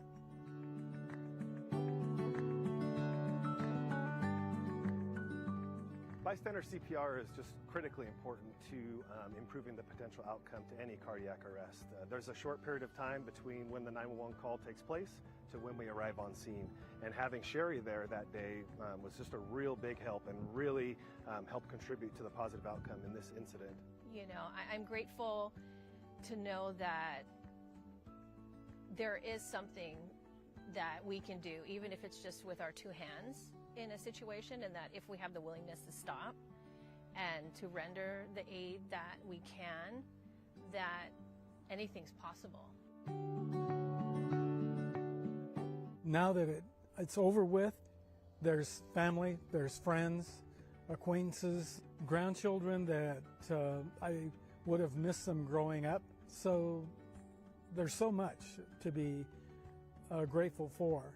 I will say that I'm not only grateful for Sherry and her quick action, but the entire action of the team, the firefighters that came, the first responders that were here that took over for Sherry. I'll forever be grateful for their response.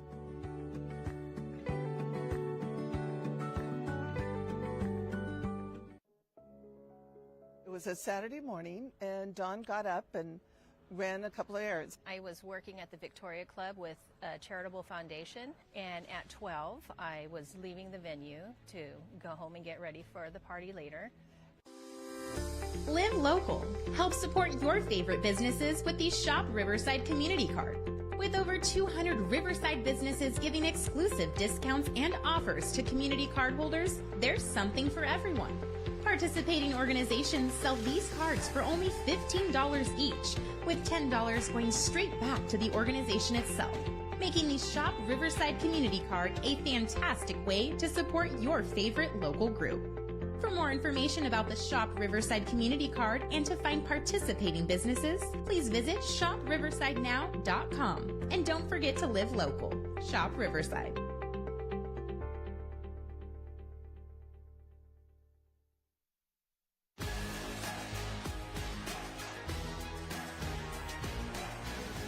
High school sports are one of the things that make living in California so great. But sometimes the behavior in the stands can overshadow our achievements on the field. I love it when my parents show up for me. But being booed for missing a play could be crushing. And remember that refs are people too. They're trying their best to call a fair and correct game. Hey, and enough with all the swearing. No one should feel insulted or ashamed because of their race, ethnicity, or gender. We should be able to hold our heads high after the match, win or lose.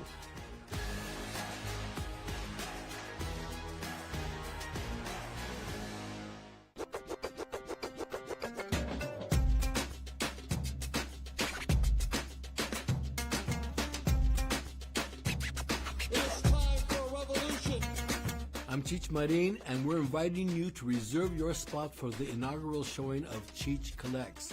So get your tickets today. We're looking for you.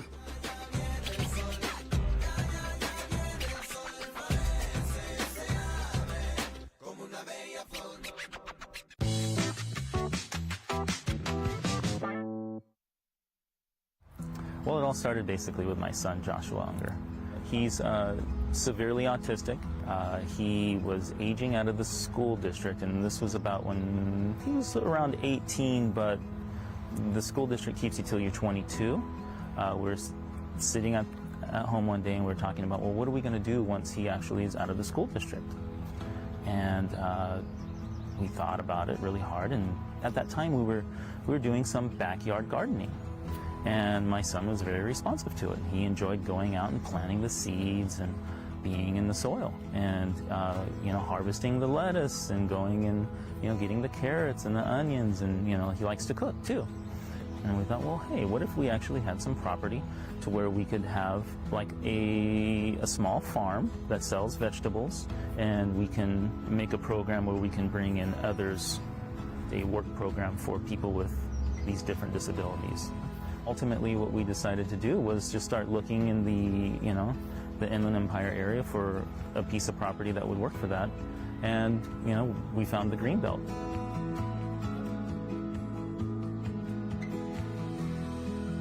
We try to implement as much organic material in the soil as possible. We're not using any pesticides or herbicides. We, have barn owl boxes. We have little birds' nests that we're planting so that they'll eat some of the bugs, and we also encourage predator bugs, like ladybugs. Our operation is at that point where we're turning a corner. With the high tunnels going up, we're going to be planting tomatoes in there. There's a lot of little things to maintain with tomatoes. We're kind of transitioning from a point where we were just focused on this small little corner of the property, kind of educating me. And then now that we have some systems in place that I feel are successful, we're going to expand that across the center part of the farm here, and we're going to be putting in a little farm stand that we can sell some of these vegetables with, and that will provide additional tasks for the workers with disabilities to fulfill. One of the ways that we reach out to people is on Facebook, and it's Gable Farms. Just Gable Farms, and you can search it in Riverside, and that's an easy way to find us.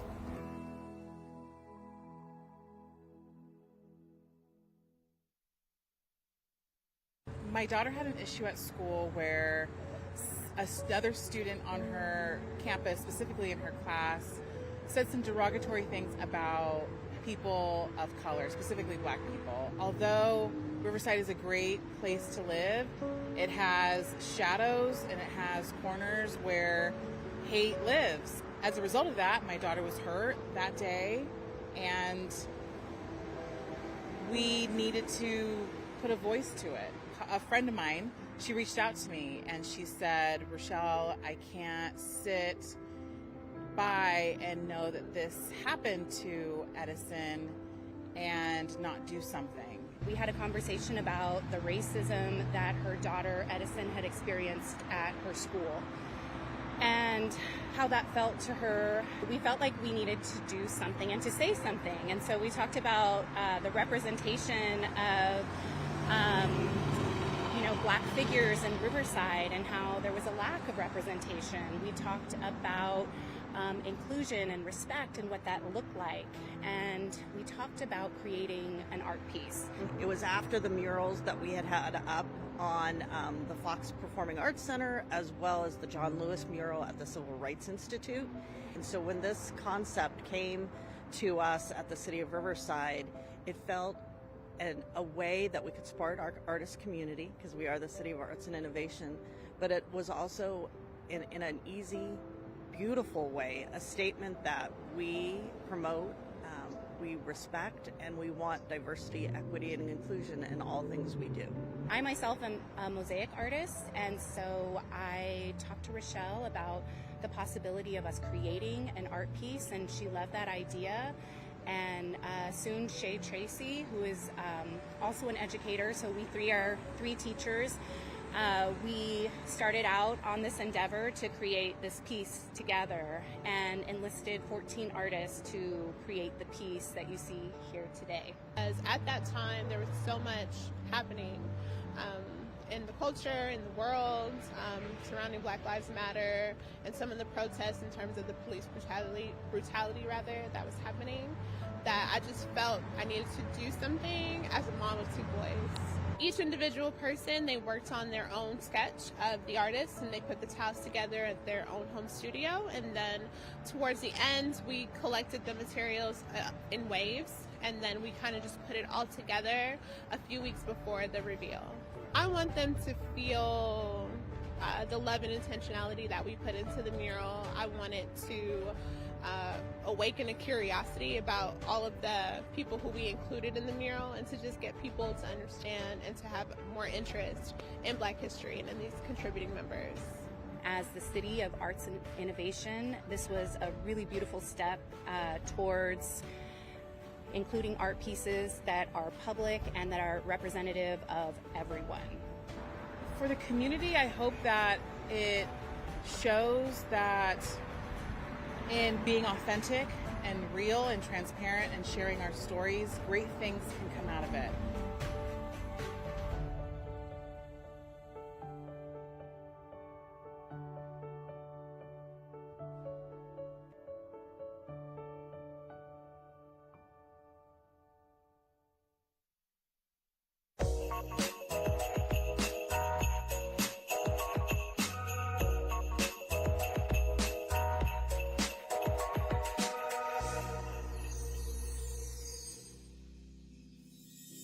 How you doing, everybody? My name's Chef Robert Sevely with Flavor of Riverside. I'm with my gorgeous family, my wife Tara, my little daughter River, and we're here to do hot chocolate peppermint cookies. These big cookies are all the rage right now. This is something that my wife and I developed here recently, and we just think it's absolutely delicious. And so now we want to teach you guys how to make it. So I'm going to add my brown sugar in first, regular sugar in, get my butter in, which is room temperature, and my mixer's going to come down, and with my paddle attachment, I'm going to start mixing.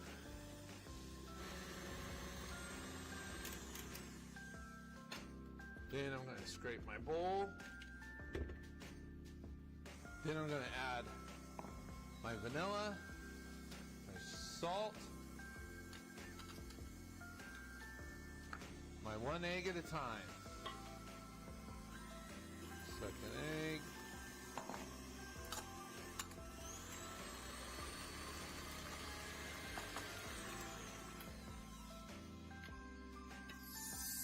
Gonna add my cocoa, my cornstarch, baking powder, my candy canes, chocolate chips,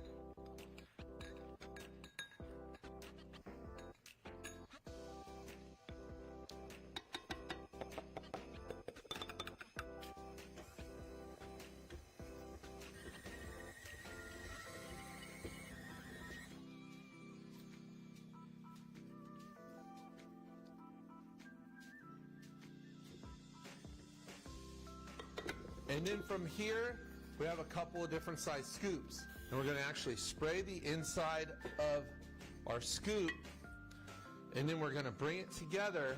And these cookie sheets, notice I have 2 of them. And the reason for that is so the cookies don't burn on me.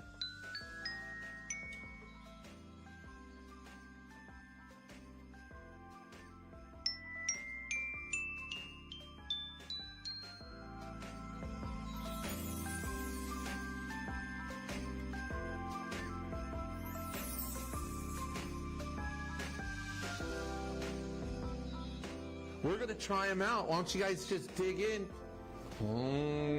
They're so good. They're crunchy. They're smooth. They have great texture. They have peppermint and chocolate chips. Tastes like And Christmas. just tastes like Christmas. Exactly. How do you like them? Thumbs up. Mouthful of cookie. Have a great Festival of Lights. From our family to yours, happy holidays.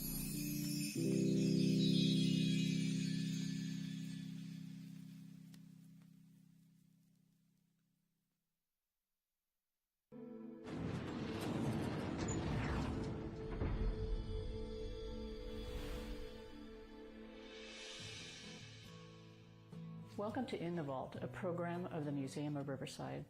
Today I'm going to share a little bit about the museum's herbarium, which is a collection of plant specimens, and a herbarium can be either dry or wet specimens, but mostly dry specimens, and that's what we have quite a bit of. It began with the early curator of botanic collections, Edmund Yeager, who started collecting specimens in the Riverside and San Bernardino area in the 1920s. Many of these specimens that he collected eventually wound up in our collection, but the real turning point was in 1949 when Charles and Wilhelmina Clark donated their collection, the Clark Herbarium, along with an endowment for the care of the collection and for botanical programs. And we've pulled out today just a couple of specimens, just a few specimens from the Clark Herbarium that are examples of Nevins barberry, which is an endangered species in our area. And you actually can acquire cultivated specimens of this plant from nurseries, but in the few areas where it grows naturally, it's under threat and has been added to the endangered species list. Now, this is how dried herbarium specimens are stored and collected. A herbarium specimen is of little use to us unless it comes with its collection data. So all this information is here, collected on a certain date in a certain location by a certain collector. And then the specimens are dried under certain conditions so that they don't attract mold, mildew, or other forces that can disintegrate them. Because they're dried, of course, they're very fragile, and we have to keep them in short stacks in careful. Welcome back. SoCal final between Fullerton and RCC. The last two teams standing.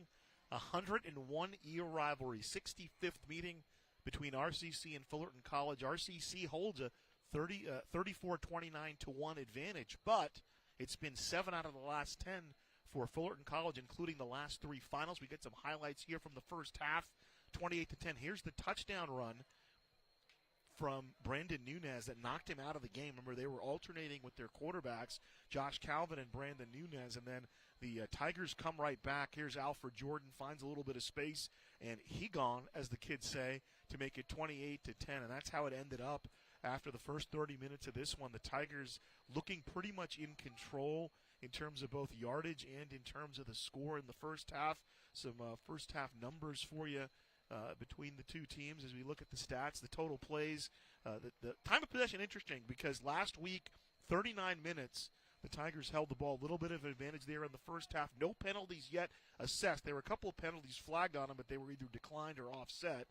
2 sacks for Fuller, and that's kind of where they hang their hat. But 341 yards to 156, and Reggie Retzlaff is just slicing up the Hornets defense, 22 of 28 for 292 yards to 8 different receivers. I'll tell you what, he's like the Ginsu Knives of the 90s and 80s. Okay. He is slicing and dicing.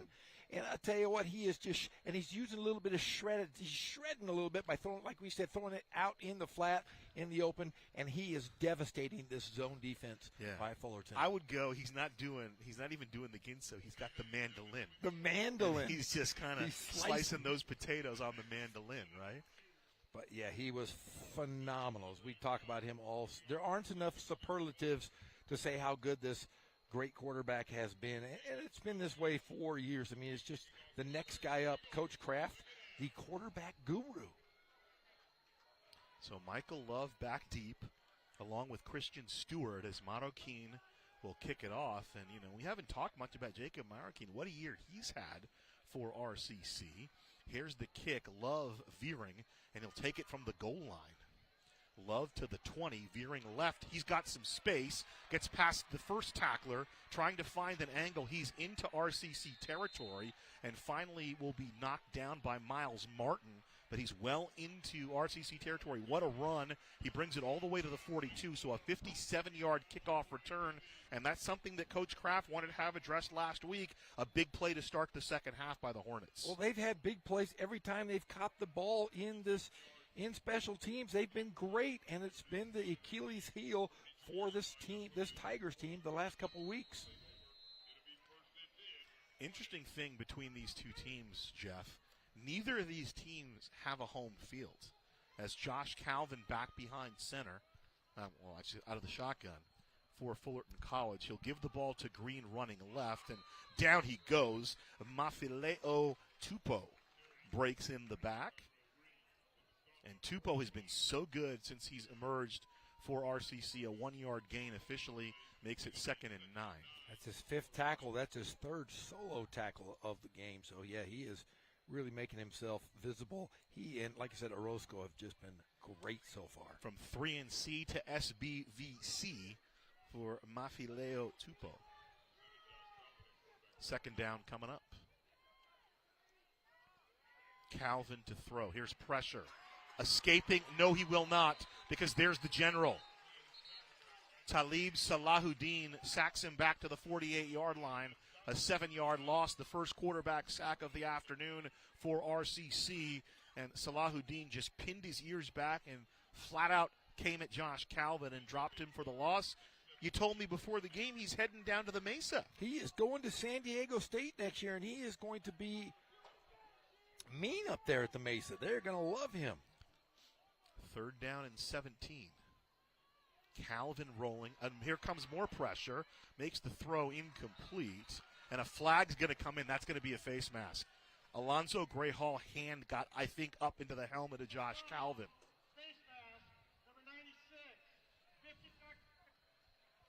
So 15 yards makes it 3rd and 2, and just an unfortunate, there was no malicious intent there.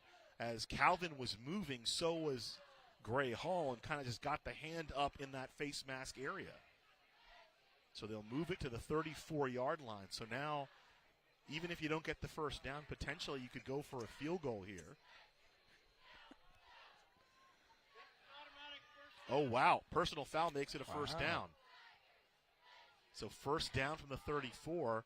Hornets a little bit of a break. I mean, it was the right call, don't get me wrong.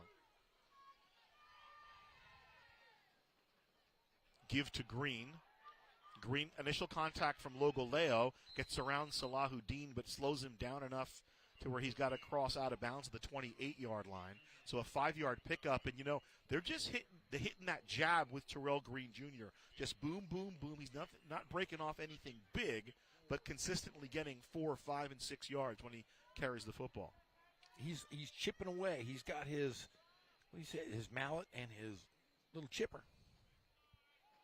Second down. Here's the throw from Calvin to the outside. Taylor tangled up with Gibson, and a third down coming up. A little hand fighting there. That's just great defense there by Riverside.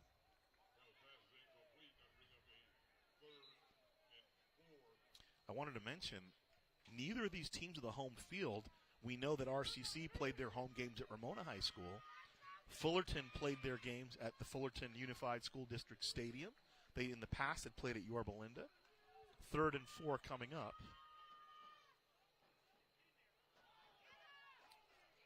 Here's the give up to the 25-yard line. Malik Winston has the carry. They'll mark him to the 26, so it'll be 4th down and 1 coming up. I would guess the offense will stay out there here for the Hornets. That's a tough one here. I'll tell you what, though, if I am Fullerton, I'd be happy to get some points here. This defense is going to, let's see if they can throw some blitz. Playoff game, can't play scared. Here's the inside give, and they stuff him. Garnett Davis III, the freshman out of Orchard Lake, Michigan, St. Mary's Prep, and a big stop by the defense of RCC. James Cook and his unit turn back the Hornets. Well, I'll tell you what, you could see that. You could see that the Tigers were really, really focused here. Watch here on the replay. Was that Tupou who got his hand in there? I saw the hair flying in. Tupou, yes. It was. What a big stop for RCC, leading 28-10. And, if you're Garrett Campbell and the Hornets, I think you got to go for it there. Hey, big-time playoff game. We can't get 2 yards. Maybe we don't deserve to win, right? Yeah, I agree there to a point. But, hey, 12 minutes left here in the third quarter. I mean, if I could have kicked and got some points there, but that's a 42-yard kick. He's already made a 41-yard, I think 45-yarder. Yeah. He missed from 48.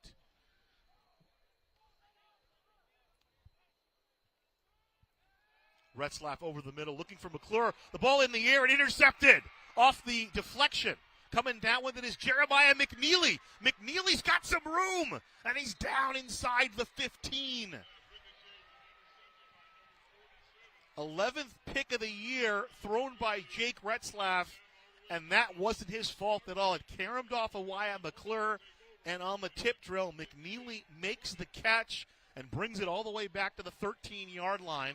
We saw a deflection earlier go the way of the Tigers.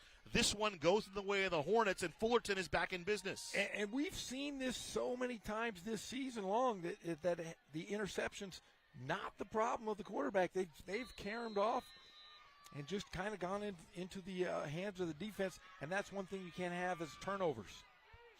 First turnover of the game in favor of Fullerton. Remember, they forced 5 last week. Green running left. He'll be pushed back. Orozco in there for RCC, along with a couple other guys. Want to see who gets up from the bottom of the pile.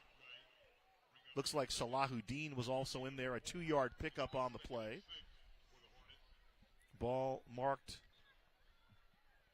They're going to mark it at the 9-yard line, so it's 2nd and 7 coming up. First down to about the 3.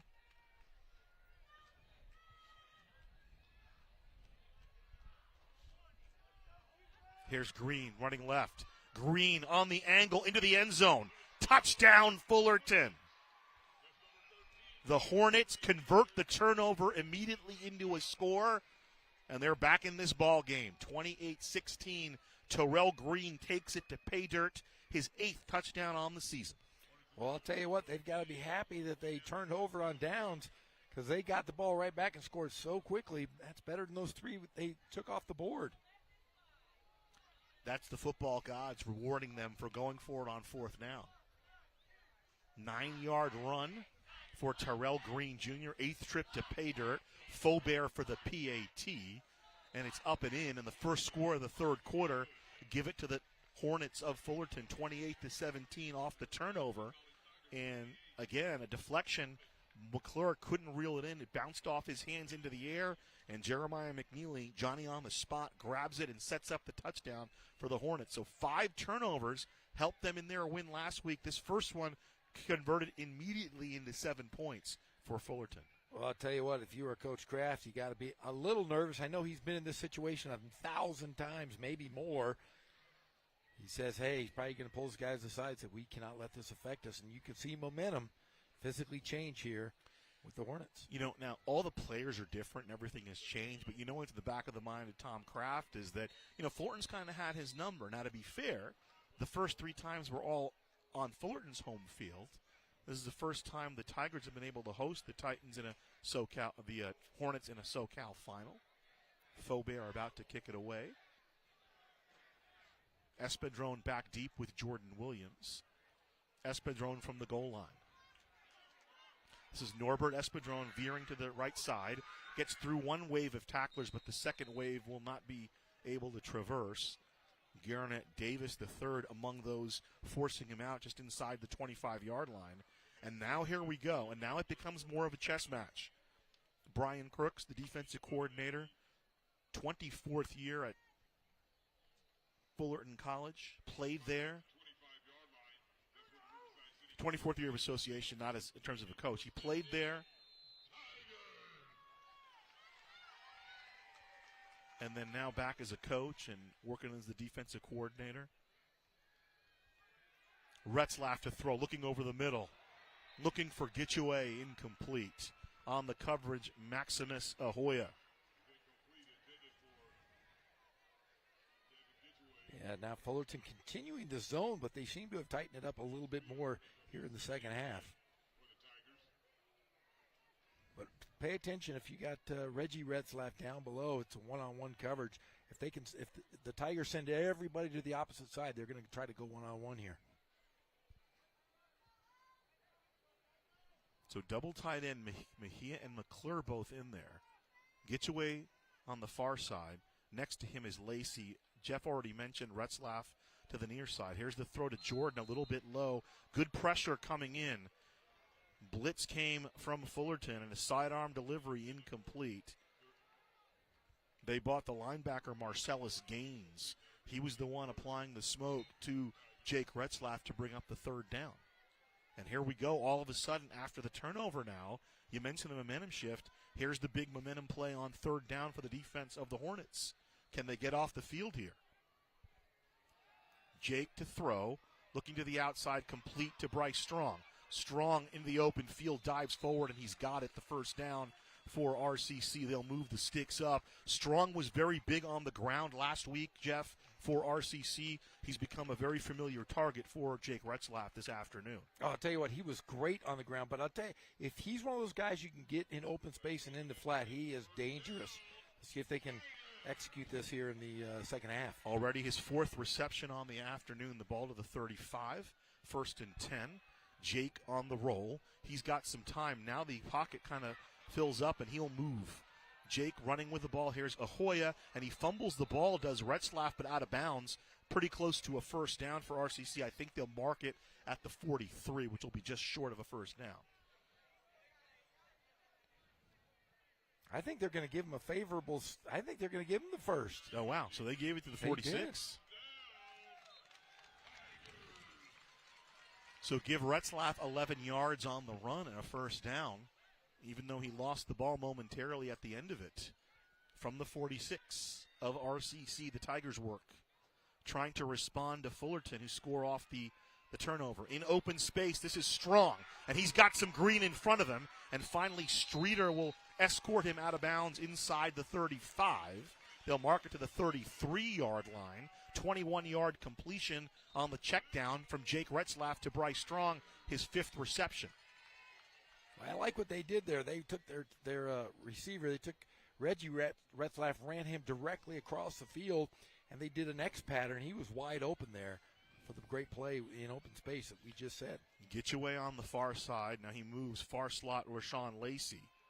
Harvey out of the backfield. They get Harvey in the flat, and he stumbles down at about the 31-yard line. The running backs have been effective out of the backfield, so they'll give the ball to the 31, a 3-yard pickup on first down, 2nd and 7. Looked like he stepped on a line, knocked him down. Tight set coming up on 2nd and 7. Delayed handoff to Harvey, breaks the first tackle. Harvey traverses over the 25, close to a first down. Needed to get to the 24. I don't think he quite got there, so it'll be 3rd and short coming up as Donovan Harvey slithers up for another 4 yards. The freshman out of Elsinore High. Retzlaff will take it himself. Second effort. The first effort stopped. He gets around, and he'll finally get the first down. Tackled on the play by Christian Cross for Fullerton College. So Retzlaff, using a bit of his moxie, saw the direct path was closed up, so he went around the outside. Well, it's nice when your quarterback can run like a tight end. I mean, he just takes shots. One of the better runners we've seen under center for the Tigers. From the 23, a 1st and 10, Harvey dancing. And Harvey up to about the 20-yard line. Tackle on the play, Cassius Kearns for Fullerton College as the clock continues to move towards 8 minutes remaining. 28-17, the Hornets with the first score here in the second half. They actually led 32-17 last week against Mount Sac. The Mounties rallied back and took the lead, but they won the game with 27 seconds left. Brendan Nunez on a touchdown run. He has one this afternoon. Retzlaff ready to throw. Here comes pressure. Sidearm delivery. Coming back to the ball and maybe a yard on the play. Making the catch is Jordan Williams for RCC, and it brings up 3rd down.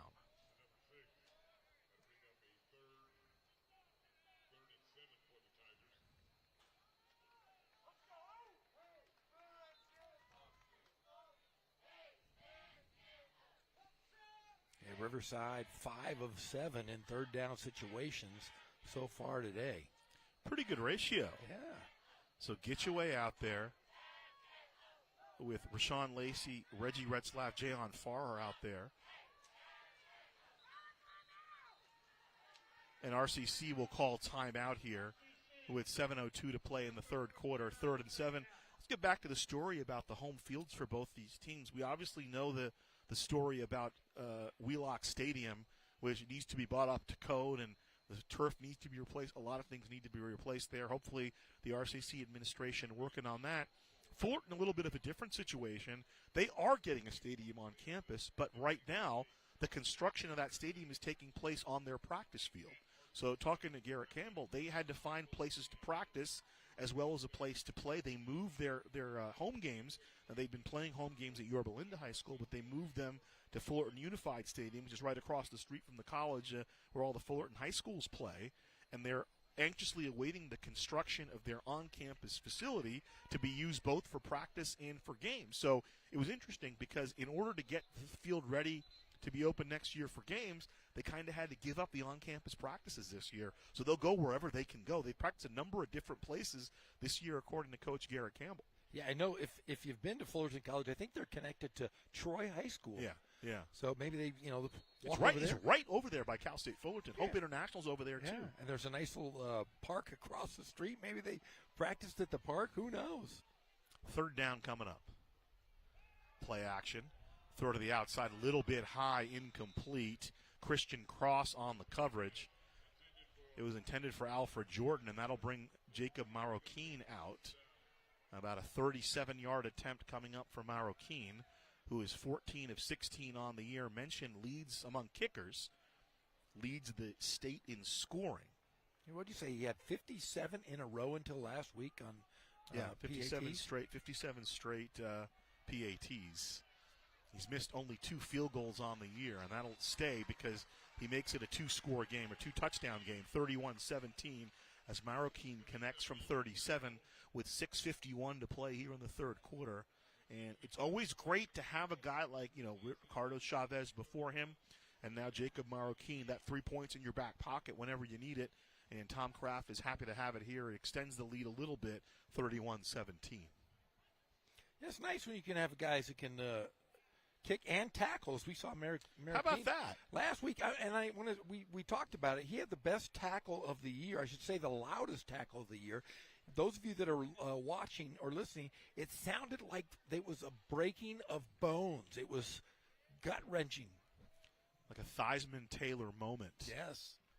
Does Pep have something? He does. Let's go down to Pep Fernandez. Hey, Gazal and Jeff Fullerton down by 2 touchdowns right now. Before the game, we all had the chance to catch up with our old friend Aiden Koenig, former Notre Dame high school star, who actually signed to play college lacrosse, but after a couple seasons of college lacrosse, came back here to Southern California, plays for Fullerton College, but unfortunately has a high ankle sprain that will require surgery next week. So no Aiden Koenig today for Fullerton, which is a big miss because he's one of their leading receivers on the season. And down by 2 touchdowns, they could really use him if they're going to move the ball down the field and try to tie things up here against RCC. But it's always good to catch up with our old friend Aiden Koenig, who was on Riverside TV when he played for Notre Dame. Guys, back to you. Michael Love cut down there by Philip Bangura. Bangura made a couple of nice tackles last week, kind of emerging in that special teams game, 1st and 10 from the 23. So the story with Aiden Koenig is he had a relationship with Fullerton's wide receivers coach. Coach Gardner knew him from doing football camps, and after 2 years, he missed football, although he loved playing lacrosse and was looking for an opportunity to come back. And Coach Gardner said, son, we got a place for you with the Hornets. What is he, Jim Brown, the all-world lacrosse player? Behind the back handoff. That's not going to work this time as Green gets wrestled down in the middle of the line. Mafileo Tupou there among others. Instead, that was Malik Winston on the handoff. So second down coming up. Green runs back in now for Fullerton. Yeah, it was nice to talk to Aiden down on the field. Unfortunate that he's not playing. Not only that, he was the leading receiver for the Hornets this year. Second down out of the backfield to Green, and he can't come up with it. Yeah, that's one of those right there Green would love to have back. He was already on the move before making the catch. We've seen that a few times this season.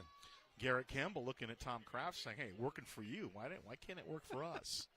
And Green just couldn't quite hold it. Peterson Lewis was looming, but Green definitely kind of saw Green and took his concentration away a little bit. C.J. Broy split out to the far side. In the far slot is Jeremy Gonzalez out of Houston, Texas. Here comes pressure. Calvin stands in and throws it. The ball tipped up in the air and incomplete. A little shoving after the play between Peterson Lewis and tight end Cameron Woods. Flags come in on this third down play. Let's see what they'll call. Big penalty helped Fullerton last drive they had it. Tigers thought they had him off the field. So a defensive hold, that'll be a first down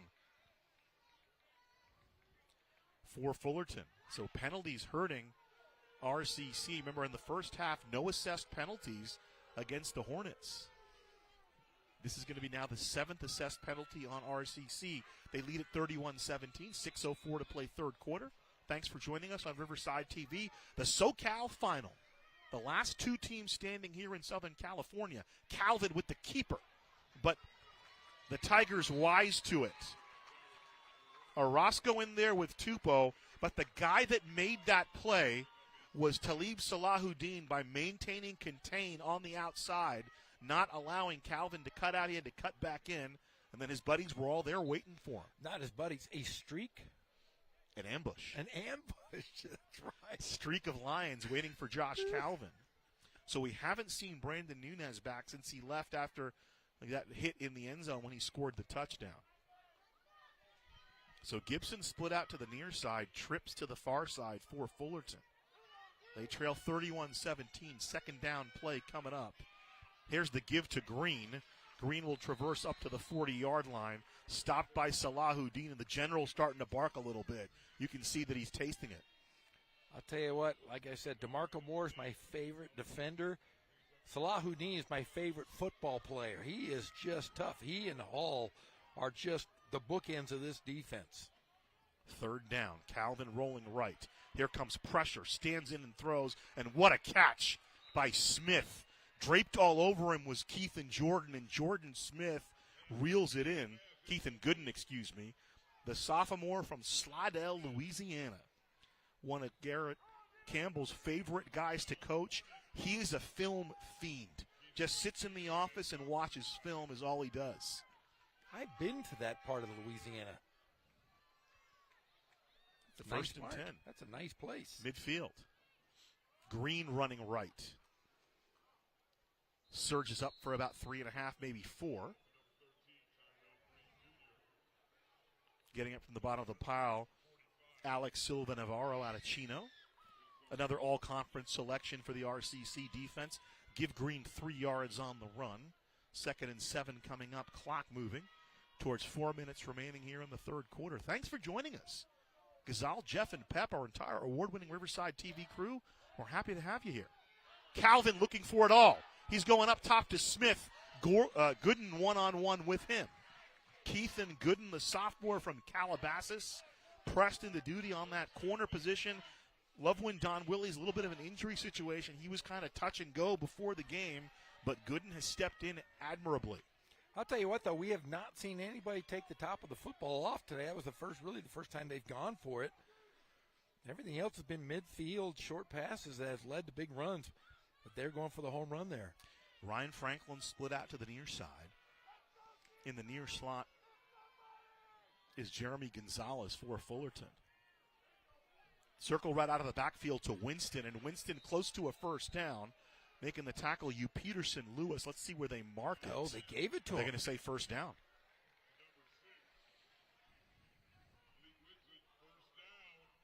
Winston out of Mount Horeb, Wisconsin, which is considered the mustard capital of the world. Mustard capital of the world? Here's the first down run. I know you're a mustard guy, Gazal, because we've had this conversation. What's your favorite mustard? I'm a mustard hoarder, yeah. Making the run there was Malik Winston. Marcus Jones makes the stop. I have 5 mustards in my home right now, and I use them all. So there's the regular yellow mustard, spicy brown mustard. There's the Dijon. Here's the give again to Winston. Second effort. And knocked down at the 32-yard line. Making the hit, coming up and making the hit is Miles Martin. Got some help from Keithan Gooden. Are you a Grey Poupon guy? No. I like the aioli, the yellow. Here's the yellow. The spicy, the Dijon, and then like the stone ground brown mustard. Yeah, Stone's pretty good. But see, that's great with cold cuts. I like the Beaver hot mustard. Third down. Green got the first down. Pushed out of bounds by Marseille Taylor. Needed to get over the 30, and I believe he got it. Now, my next question is, before we get off mustard, are you a ketchup or a mustard guy on a hot dog? If you're older than 12, you should not have a ketchup on a hot dog. I agree. It's un-American. If you eat ketchup on a hot dog. I'll tell you my hot dog story, though. I read in a story, I think Reader's Digest. My mom gave me, because it was about Howard Cosell, 1st and 10 from the 29.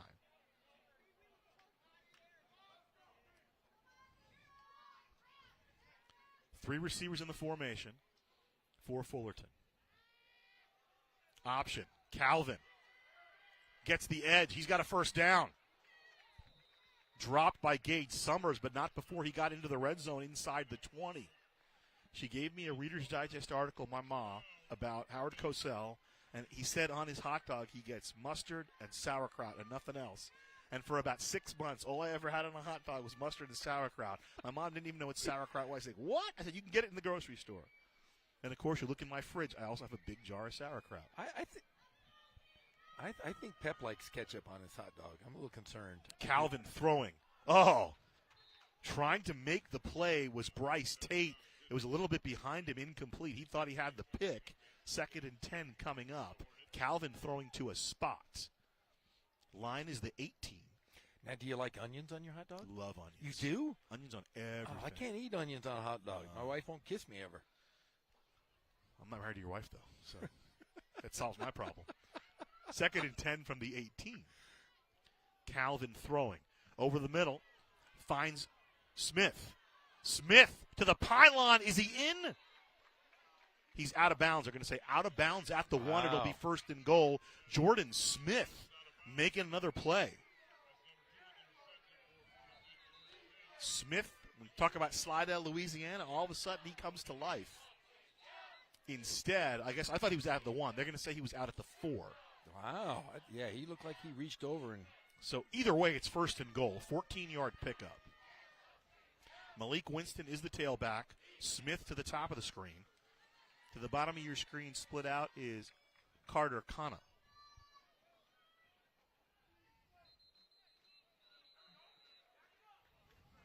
That's going to go against Fullerton.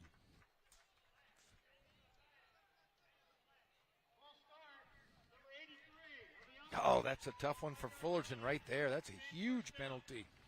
Carter Kamana, and Coach Campbell has to dip a little bit deeper into his personnel. We mentioned Aiden Koenig, his leading receiver, not available because of his high ankle sprain. His foot's in a boot. So Kamana split out to the bottom of the screen. Split out to the far side is Smith. Double tight end set. They go unbalanced. 1st and goal. Ball from the 9. Option, Calvin. Nice job by Salahuddin, but a good pitch. He pitches it out, and DeMarco Moorer ultimately makes the tackle. Malik Winston takes the pitch and gets to the 6-yard line. So clock continuing to move as we move towards the 4th quarter. I'll tell you what, if I am Fullerton, I'm going to spread this sucker out, and I'm going to take this defense and do it, see if I can break them up here, because I don't think going up the middle is going to do anything with this. They're going to put a lot of guys in the box, and they're going to see if they call timeout, and they do. So timeout, well, not timeout, it's the end of the 3rd quarter. So the end of the 3rd quarter, and the Hornets will talk it over. We'll flip sides of the field. 31-17, the SoCal final. A couple of Blue Dogs here in Southern California junior college football rivalry dating back to 1921. 1921. But in the SoCal final in recent years, it's been 3 wins for the Hornets and none for the Tigers. Tigers would love to get over the hump and then get back to the state final for the 3rd straight year, Jeffrey. How about that? That's really a great stat. And the number of community colleges that are here in California, there is a big, big difference in some of these leagues, aren't there? This is the cream of the crop. Just this year, I think we're looking at it. Mount Sac was up there all year. Fullerton was up there all year, battling with Golden West, who was up there all year. I think when we looked at the last, like J.C. Gridiron, Brad Hoyce that does the Dirty 30, I think at any given time there are about 6 or 7 just Southern, not California, Southern California teams amongst the top 30. And for a while in the top 10, it was, Mount Sac, it was Fullerton, it was RCC, Cerritos was up there for a while. So there were a lot of teams in that top 10 in Southern California. Very good brand of junior college football is played here in Southern California. Yeah, and talking about this, the Tom Kraft, we had mentioned before the season started that he's 30 players less than what he normally has. Well, no practice facility and no home field. And both these teams, you marvel at what they can do because they've both really had to go against dealt with some adversity all year. And that transfer portal, everything that's going on in college football is throwing everything out of whack. Second down. Here's Green right up the middle, going for his second touchdown, but he'll be bent back inside the 5-yard line. But Green moves up. Mafileo in there along with Orozco. You know, and I think a lot of high school kids talk about the portal, and coaches as well, high school coaches, is that, you know, they think that there aren't as many opportunities for players because of the transfer portal. But there are some great programs like RCC, Fullerton. Green runs right into the general, and the general said, "You go down to the turf. That's an order." Talib Salahuddin with the tackle on Terrell Green Jr., bringing up fourth down. Well, if you ever see Salahuddin walking around, you know, I was in Rome a couple of years ago with my family, and he looks like every statue I saw, just made of granite and toughness. So timeout called with 14:08 to go, and the brain trust at Fullerton going to talk it over because you got a gimme field goal right here. But with the way the defense is playing, maybe you can break their spirit a little bit if you can dial up a play that can get into the end zone and make this a one-score game. If you don't, however. But the whole thing is, how much confidence do you have in your defense here? So we'll find out. The worst thing, obviously, would be you go for it and not score. Yes. I would guess Garrett Campbell's going to go for it. Of course. I think he's going to roll the dice. God, I wish I was a gambler. I couldn't do it. I'd have to kick just because I like kickers. I don't think I could gamble on a 5-yard line here for all the Schmolians to play in the World Championship next week. Garrett Campbell, we mentioned he played at Fullerton College, but he also, his dad, Dick Campbell, was an assistant under Hal Scherbeck in the, you know, from 61 to 91. He was 30-year head coach. While his dad was working for Coach Scherbeck, he was a ball boy at Fullerton College.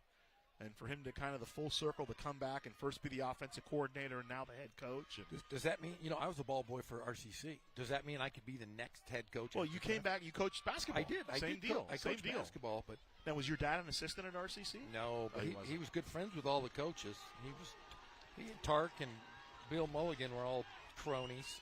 So here we go. Scared money never wins. Option. Calvin with the pitch, and no good. Pitches it out of bounds. The ball goes over to the Tigers. The Hornets go for it on fourth down, and they're thwarted by RCC. Look at this. That was just a pitch pass thrown to Kareem Abdul-Jabbar. Great defensive stop there. What's interesting about that play ran to perfection down on this side of the field. They went to the well, you know, the old wrestling, you went to the well one too many times. And the Tigers take over with a 2-score lead, and they could try to put it away here. A touchdown here, but they got a long way to go. From the 13-yard line, it's 1st and 10. Retzlaff. He's got some time. Now it's kind of closing up. He'll throw the ball complete to Gitchaway, and great tackle by Streeter there. Salen Streeter catches Gitchaway over the 30. If he doesn't tackle him, Devin is gone. Yeah, great tackle by Streeter. I mean, he is running and kind of uses his right arm to kind of cross-check him out. There it is. That was the sweep. Sweep the leg. To the 19-yard pickup to the 32 for RCC, so a little breathing room now for the Tigers. So Jordan Williams to the far side, 3 receivers to the near side for RCC. Option, they'll flip it to Espedron. This is Norian Espedron, and he'll run right into the waiting hands. I believe that was Hale. No, instead that's Harm, the middle linebacker for Fullerton. He'll make the tackle after about a 2-yard pickup. Chris Harm out of El Medina High. He's an Orange product, local kid, playing for the local community college. 2nd down and 8 coming up for RCC. And this is what we talked about last week. Now with the running game, the way they've been able to run the football, Jeff, they can work a little clock here. And that's what, Kraft did magically last week. 39 minutes, like you said. And there were times where they would just march it up slowly here. Here comes the all-out blitz. Oh, Williams had the ball, sat down in an open area, but he couldn't bring it in. Incomplete. Stops the clock. 3rd down coming up. Yeah, Jordan Williams, one of only 9 guys with just 1 catch. He's a guy. I thought he had 2. He has 1 on there, but he. Oh, you're right. Okay, there you go. Here's 1. So him and Donovan Harvey both have one. Everybody else has at least 2. Yeah, so there's 10 now that have caught the football. Empty set here on 3rd down. Retzlaff finds Strong. That's been open all night. First down, and finally near midfield, shoved out of bounds, combining on the hit Ahoya and Cassius Kearns.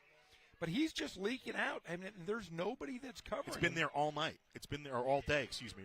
It's not at night. We're playing at noon, but it's been there all afternoon. I don't think he's ever not been. I think it's a 6th catch from the 48-yard line. He's got 6 catches for 60 yards. Now Harvey leaks out of the backfield. Another empty set, and this time Retzlaff will just run it, and he'll bump into his own lineman. He bumps into Ulysses Alberto, and he gets up to midfield. So just 2 yards for Reggie Retzlaff there.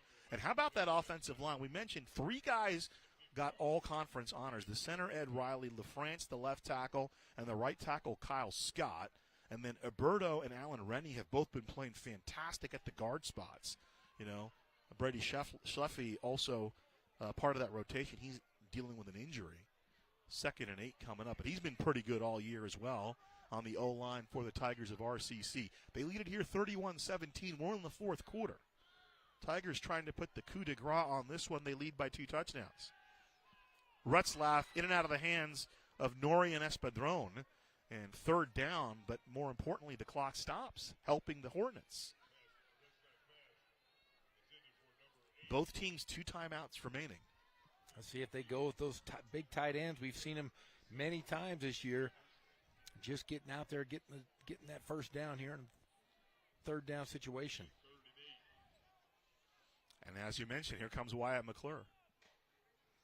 And they're 7 of 10 in 3rd down efficiency so far today. So Retzlaff, Norbert Espadron, and Wyatt McClure to the far side. To the near side, Devin Gitchaway, Norian Espadron in the near slot.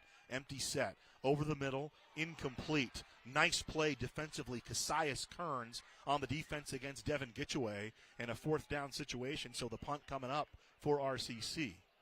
Yeah, you can hear the Or maybe not. Jared Campbell ran out there, and then he ran back to the sideline. 4th and 8 from midfield. The Tigers going to go for it. They're going to go for it. 4th and 8. Holy smokes. Tom Kraft, I'm taking you down to Morongo after this.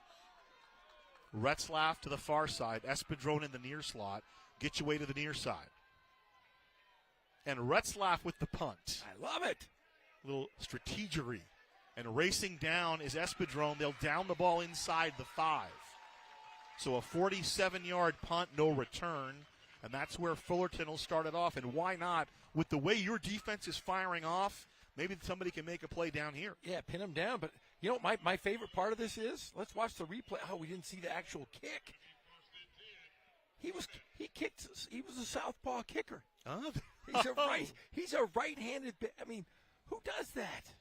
He is, Jake Retzlaff does that. He's a man of. Watch it. Here it is. I think he's mixed dominance. I want to know what he draws with. He used his left foot. You know what? That means he's a weirdo.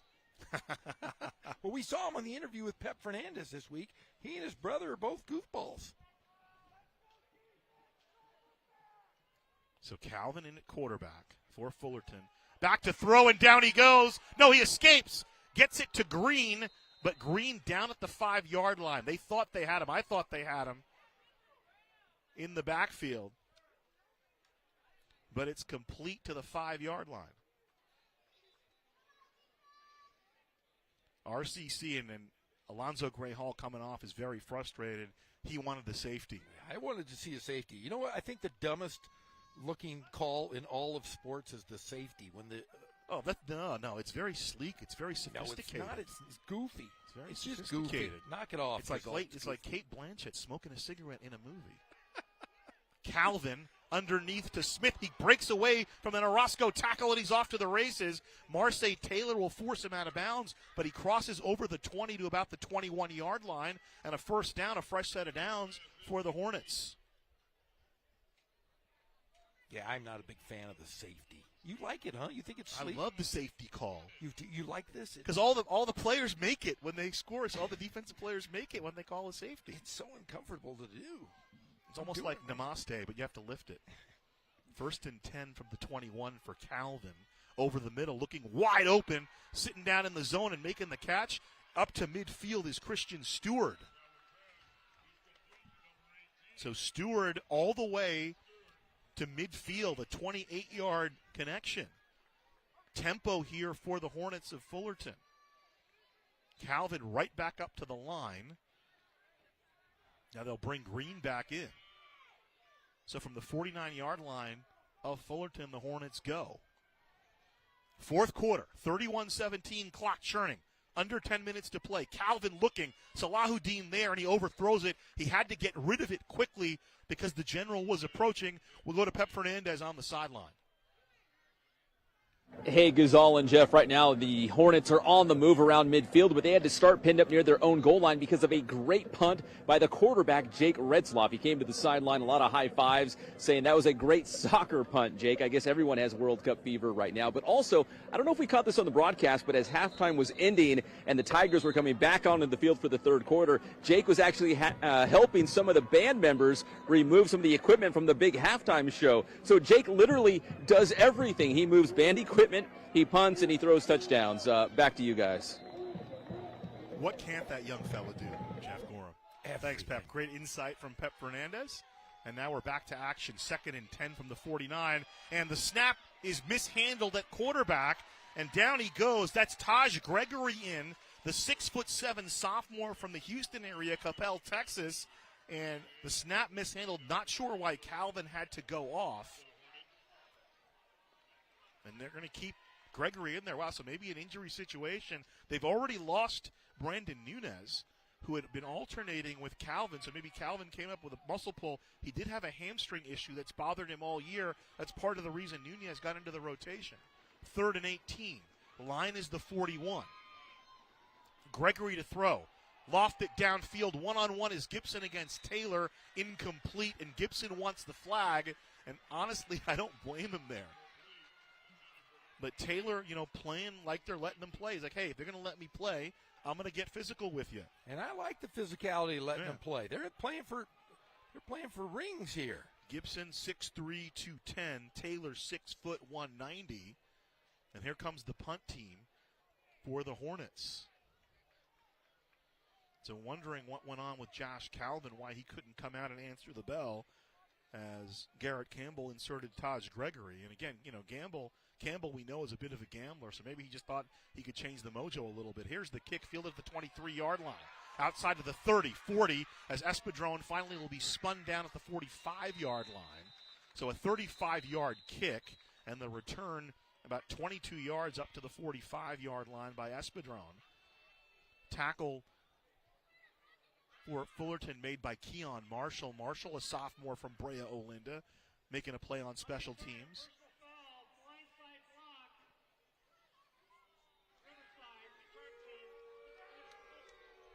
So the ball will move back. They'll have the ball at the 28. So it was ruled out of bounds at the 43.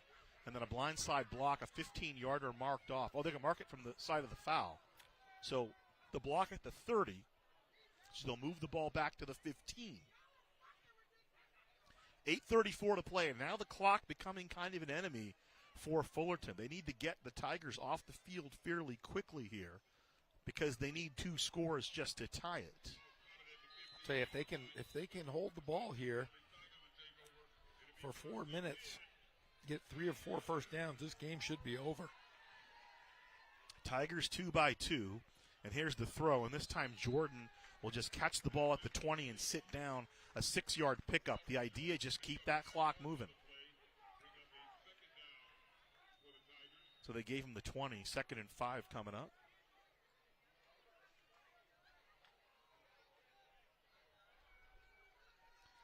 (31-17) SoCal final.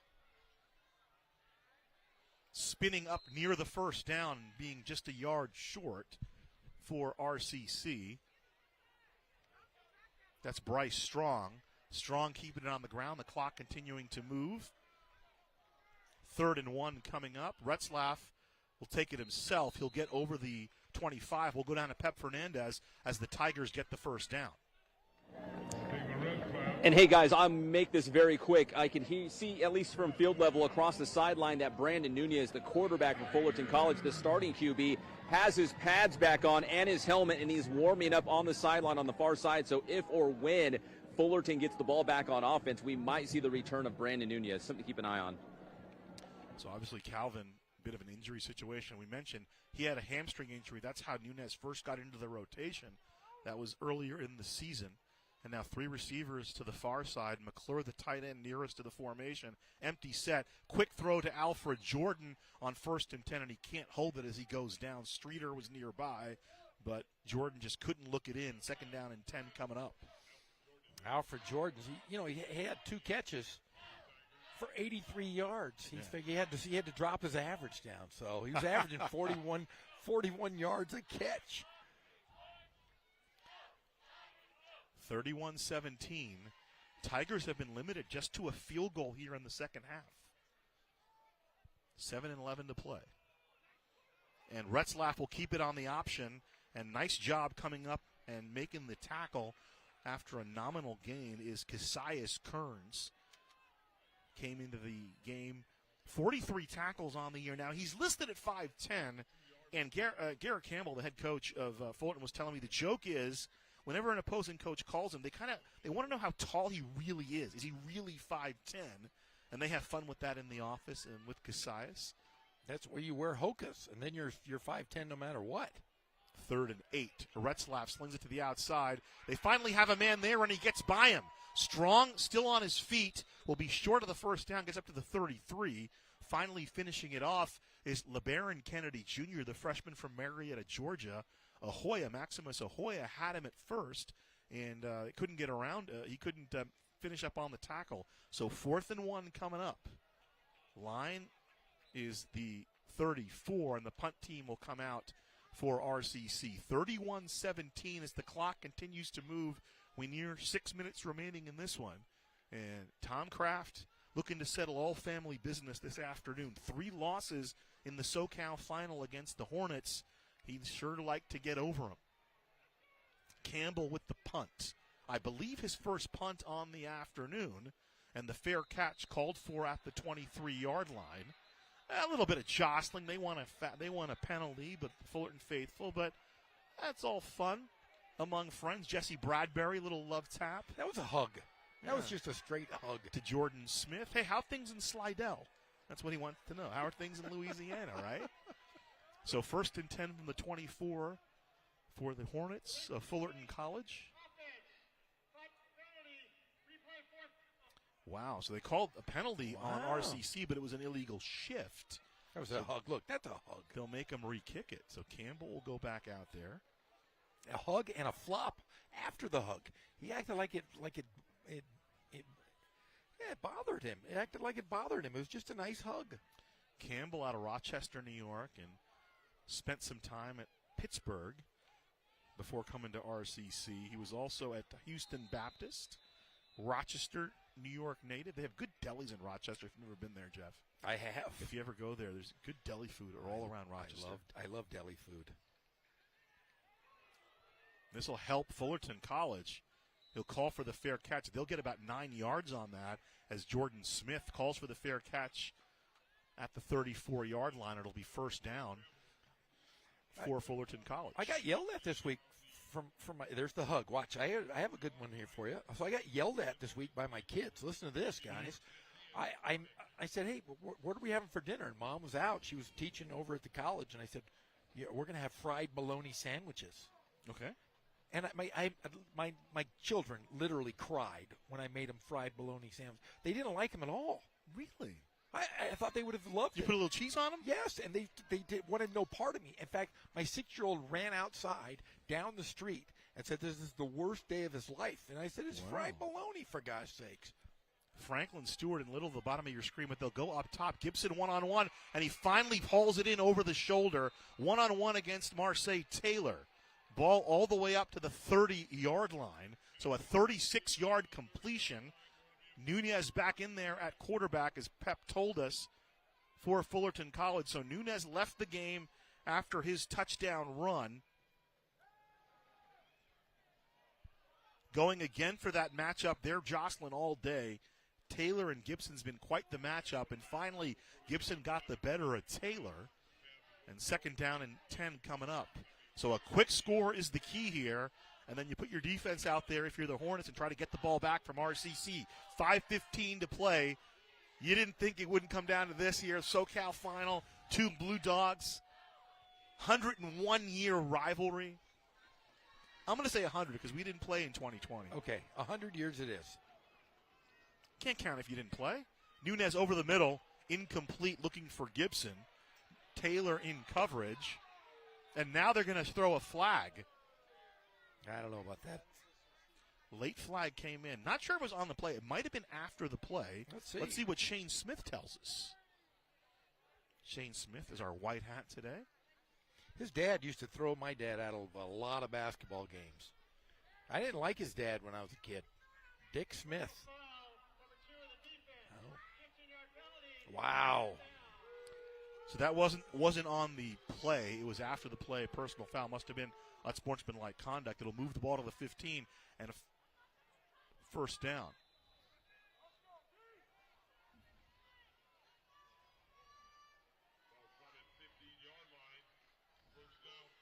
Oh, there you go. That's where maybe that's where we have the personal foul. First and 10 from the 15. Nunez over the middle. Incomplete. Intended for Gibson again. On the coverage was Taylor.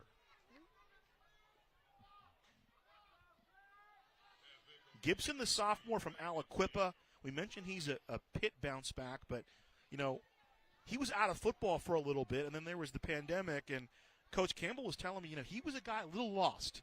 Kind of needed to figure some things out. Came to Fullerton, got his academics in order, and now got the football in order, and he'll probably be back playing somewhere on Saturdays next year. Nunez slides down as Orozco brings him down inside the 10. Not quite the first down. Now, we mentioned Garrett Campbell tells his quarterbacks not to slide after what happened to Brandon Nunez. Maybe he's kind of let up on that. Going to have to change that. But, yeah, 9 penalties so far on RCC for 100 yards. So 100 years, 100 yards, it's a centennial game here. Third down, here we go. Big third down coming up. I would imagine 4-down territory for the Hornets. Nunez looking, Gibson. And there comes the flag. Gibson had wanted that all afternoon, and he finally got it. Taylor a little premature, perhaps, with the contact in the corner. You see the sideline for Fullerton.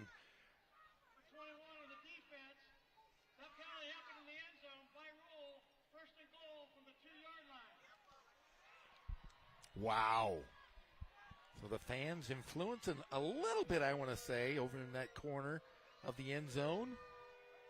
Well, now if you're full, you need a quick score. You got 2 timeouts left, but you want enough time on the clock to get the football back without, I'm wondering, would they do an onside kick?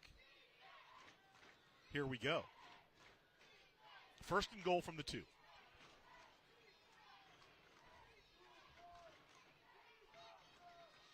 They give it to Green.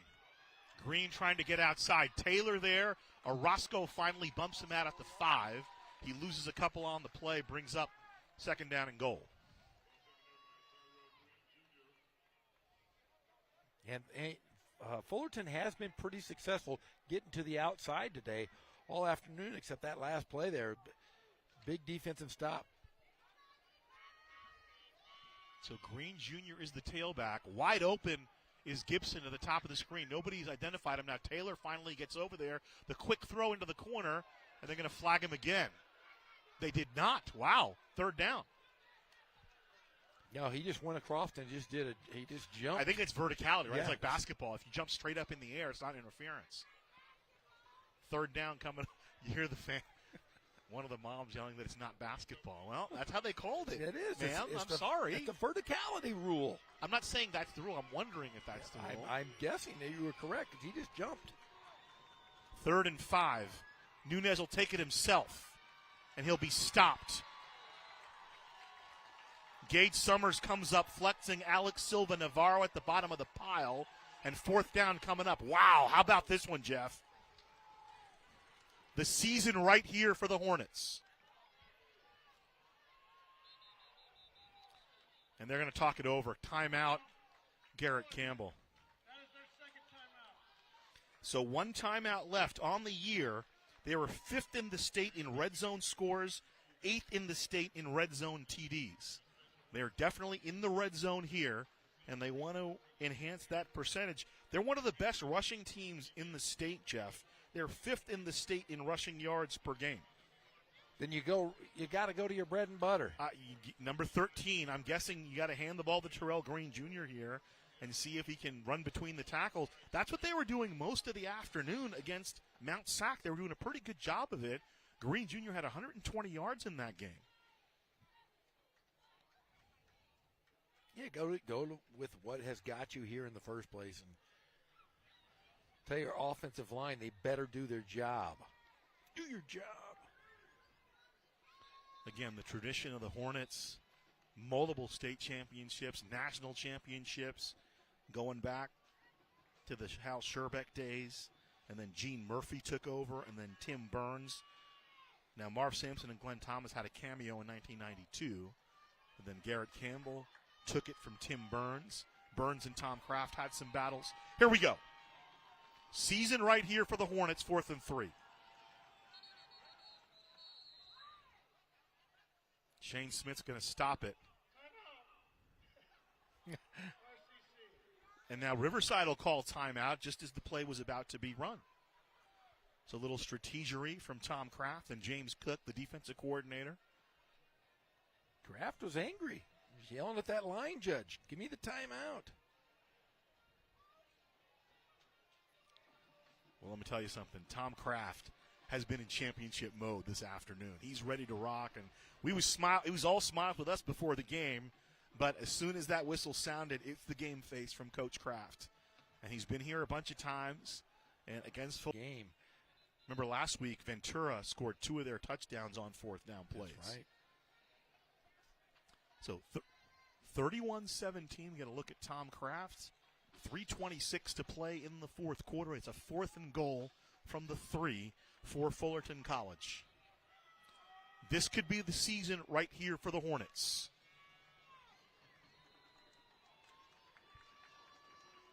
Here we go.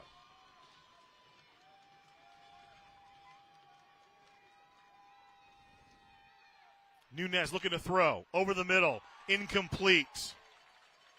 Ball over on downs to RCC. The Tigers holding the Hornets to 0 for 3 on 4th down.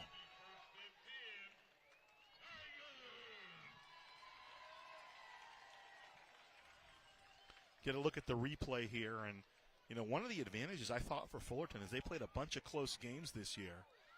As they turn the ball over on downs, let's throw it down to the great Pep Fernandez.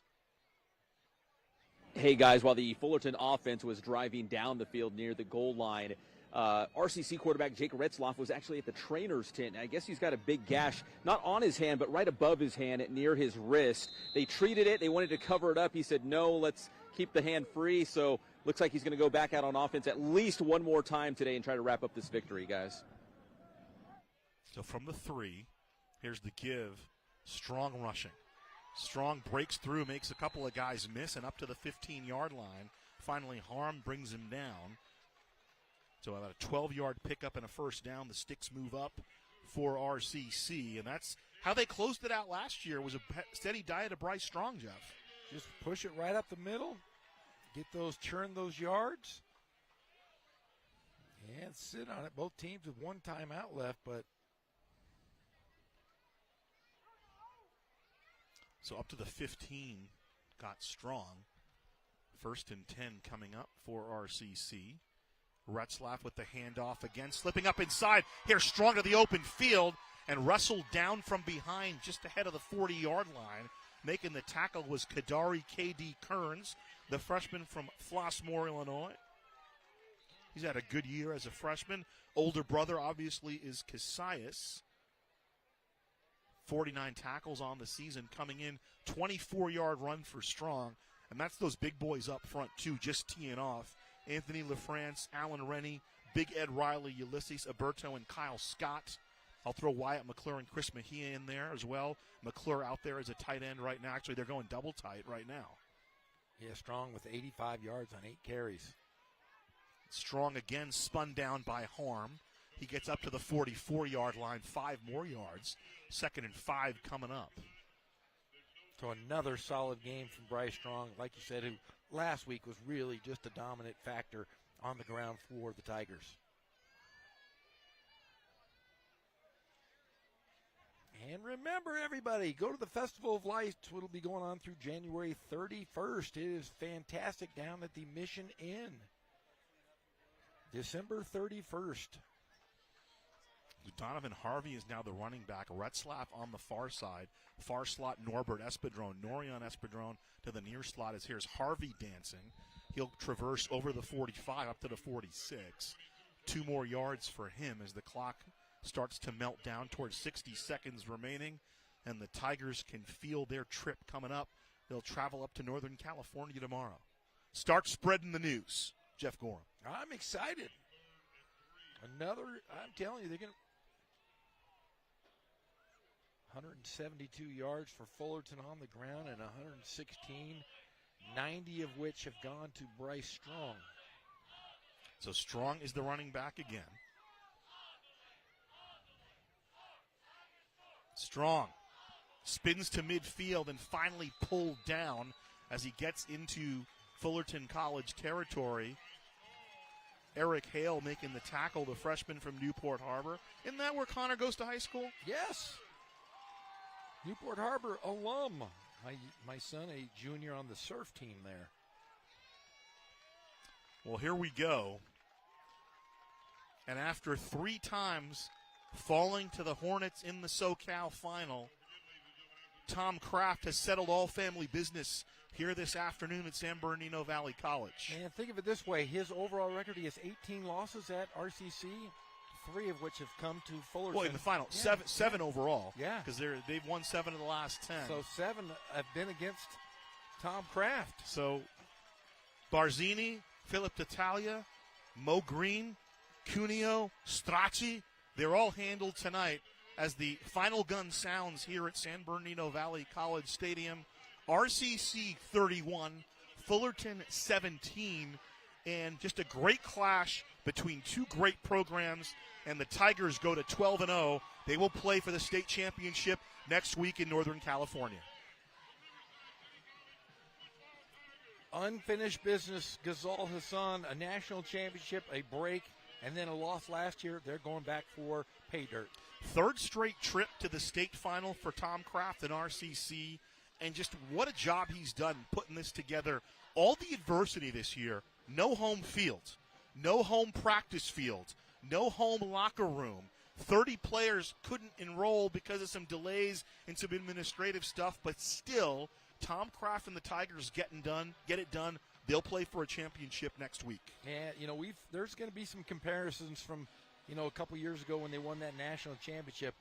And I'm going to tell you this, at times this has been a better ball club than that national championship year just a few years ago. All the attention is on Jake and Reggie Retzlaff and the offense, and deservedly so. But, man, how about James Cook's defense? And how about that offensive line and the running game?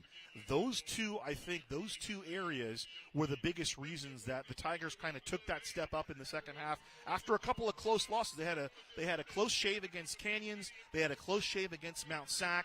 But the last couple of games, more or less, they've pretty much in the playoffs been in control from the first half. Yeah, and I'll tell you what, 502 total yards for RCC.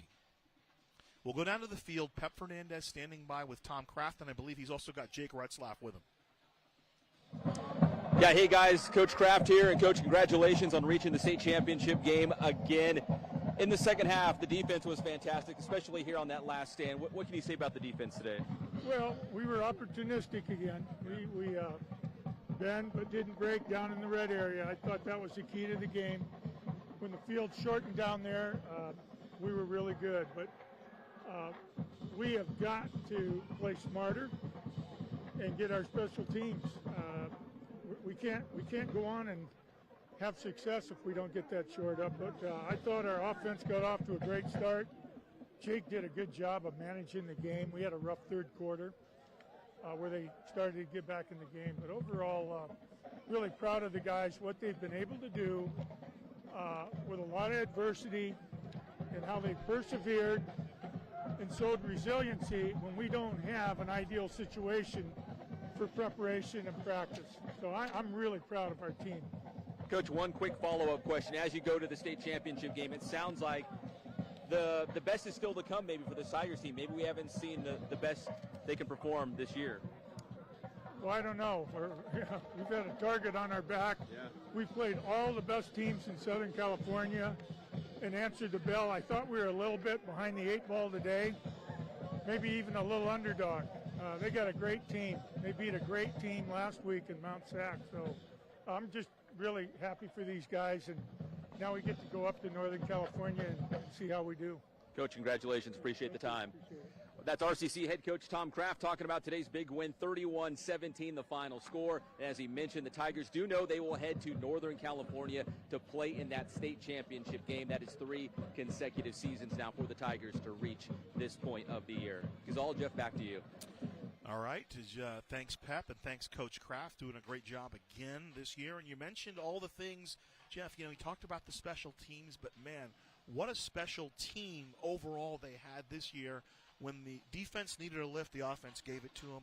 When the offense needed a lift, the defense gave it to them. And let me tell you something. The Fullerton team, they were kind of worrying me, kind of that team of destiny thing, because they, in essence, have been in the playoffs for 2 weeks. They had to win in their final week of the season against Golden West to win their league. And then what a thriller, helter-skelter game last week against Mount Sac, which is a team I think you and I both thought were going to be playing today. So tip your cap to Garrett Campbell and his staff and Brian Crooks and all the players for the Hornets of Fullerton College, because they had a whale of a season and just ran into a team, RCC, that would not be denied. Yeah, and talking about this RCC team, Coach Kraft said it best. He said, we beat all the best teams in Southern California. Yeah, he did. Now let's take our tour of duty and go up north. But just another great game by Jake Retzlaff. So I know we're waiting on Pep and Jake Retzlaff. They're obviously, the team is huddling up right now, meaning the Tigers are huddling up after their 31-17 win. But really, where they made their statement was early.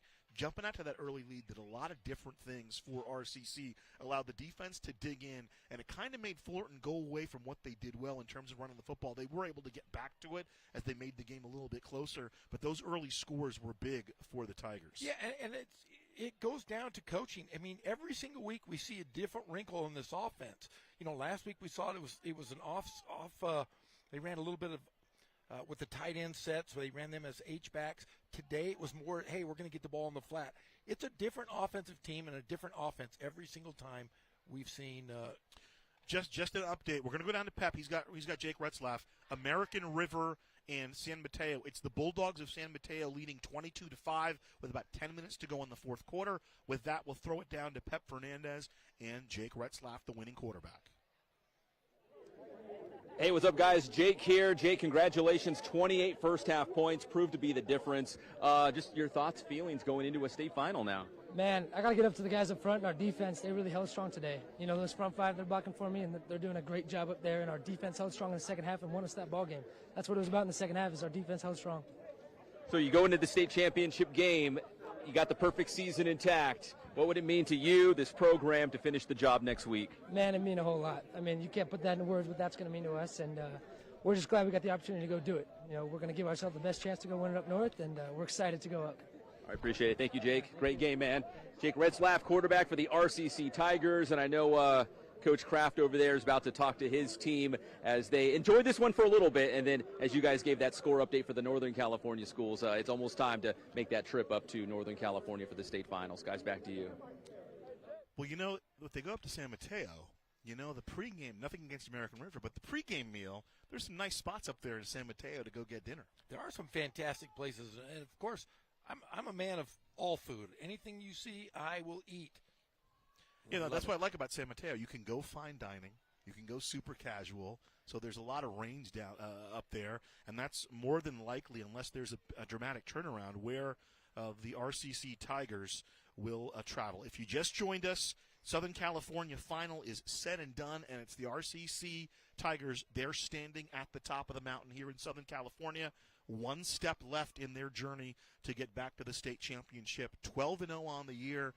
That's a 35-3 over their last 38 games. They had a state championship in 2019 to go with the national championship. They reached the state final in 2021, and they're back to the state final here in 2022. Give me some final thoughts, Jeff Gorham. Well, like I said, I think this team is a chameleon. They change whatever they need to do to win. And it all starts at the quarterback. And Jake Retzlaff, like you said, 31 of 45, 372 yards. His brother, Jake, had 7, Reggie had, 4 catches for 67 yards. That's almost 17 yards a catch. I can't say enough. How many receivers did he hit today? He hit 10 different receivers. Wow. In fact, 8 of them had more than 3 receptions. So every single player, Bryce Strong had 7 receptions, Reggie Retzlaff 4, like I said, Alfred Jordan 3. They were just magnificent all around, 1 through 10. We've also watched this defense all year, and the defense has made the plays when they needed to make them.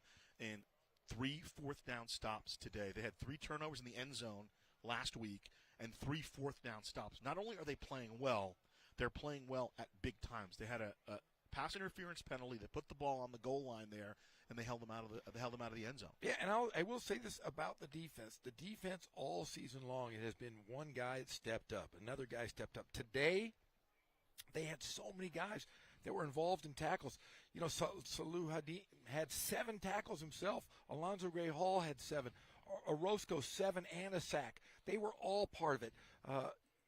Lewis 6 tackles.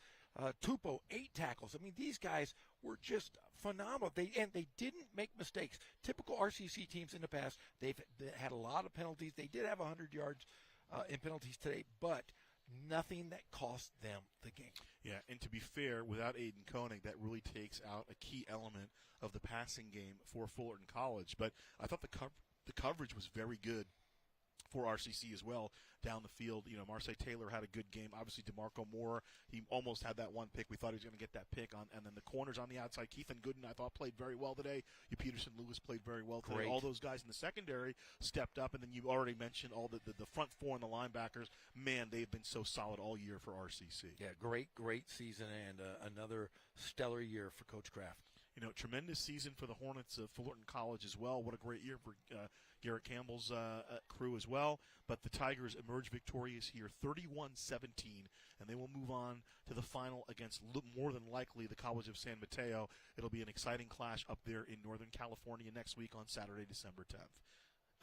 Thanks for your final thoughts, Jeff. And obviously, from me to you, it's been fantastic to work with both you and Pep, and we'll throw Nick Rice in there too, all season on the coverage of these games. What a team to cover, and had so much fun working with you guys and the entire Riverside TV crew. Yeah, it's been just a blast, and I do love covering. I was a member of RCC as a coach, basketball coach years ago, and it's always been a part of my family, and it's great to be a part of this team, covering them all year long. Well, the last dance for us here from San Bernardino Valley College, 31-17, RCC with the win over Fullerton. They will play for the state final next week. So, for Jeff Gorham and Pep Fernandez and our entire award-winning Riverside TV crew, my name's Ghazal Hassan. Our coverage is wrapped up for the season. We'll talk to you next year. The final again here from San Bernardino Valley College, 31-17. The Tigers move on. They'll play for the state final. So long, everybody.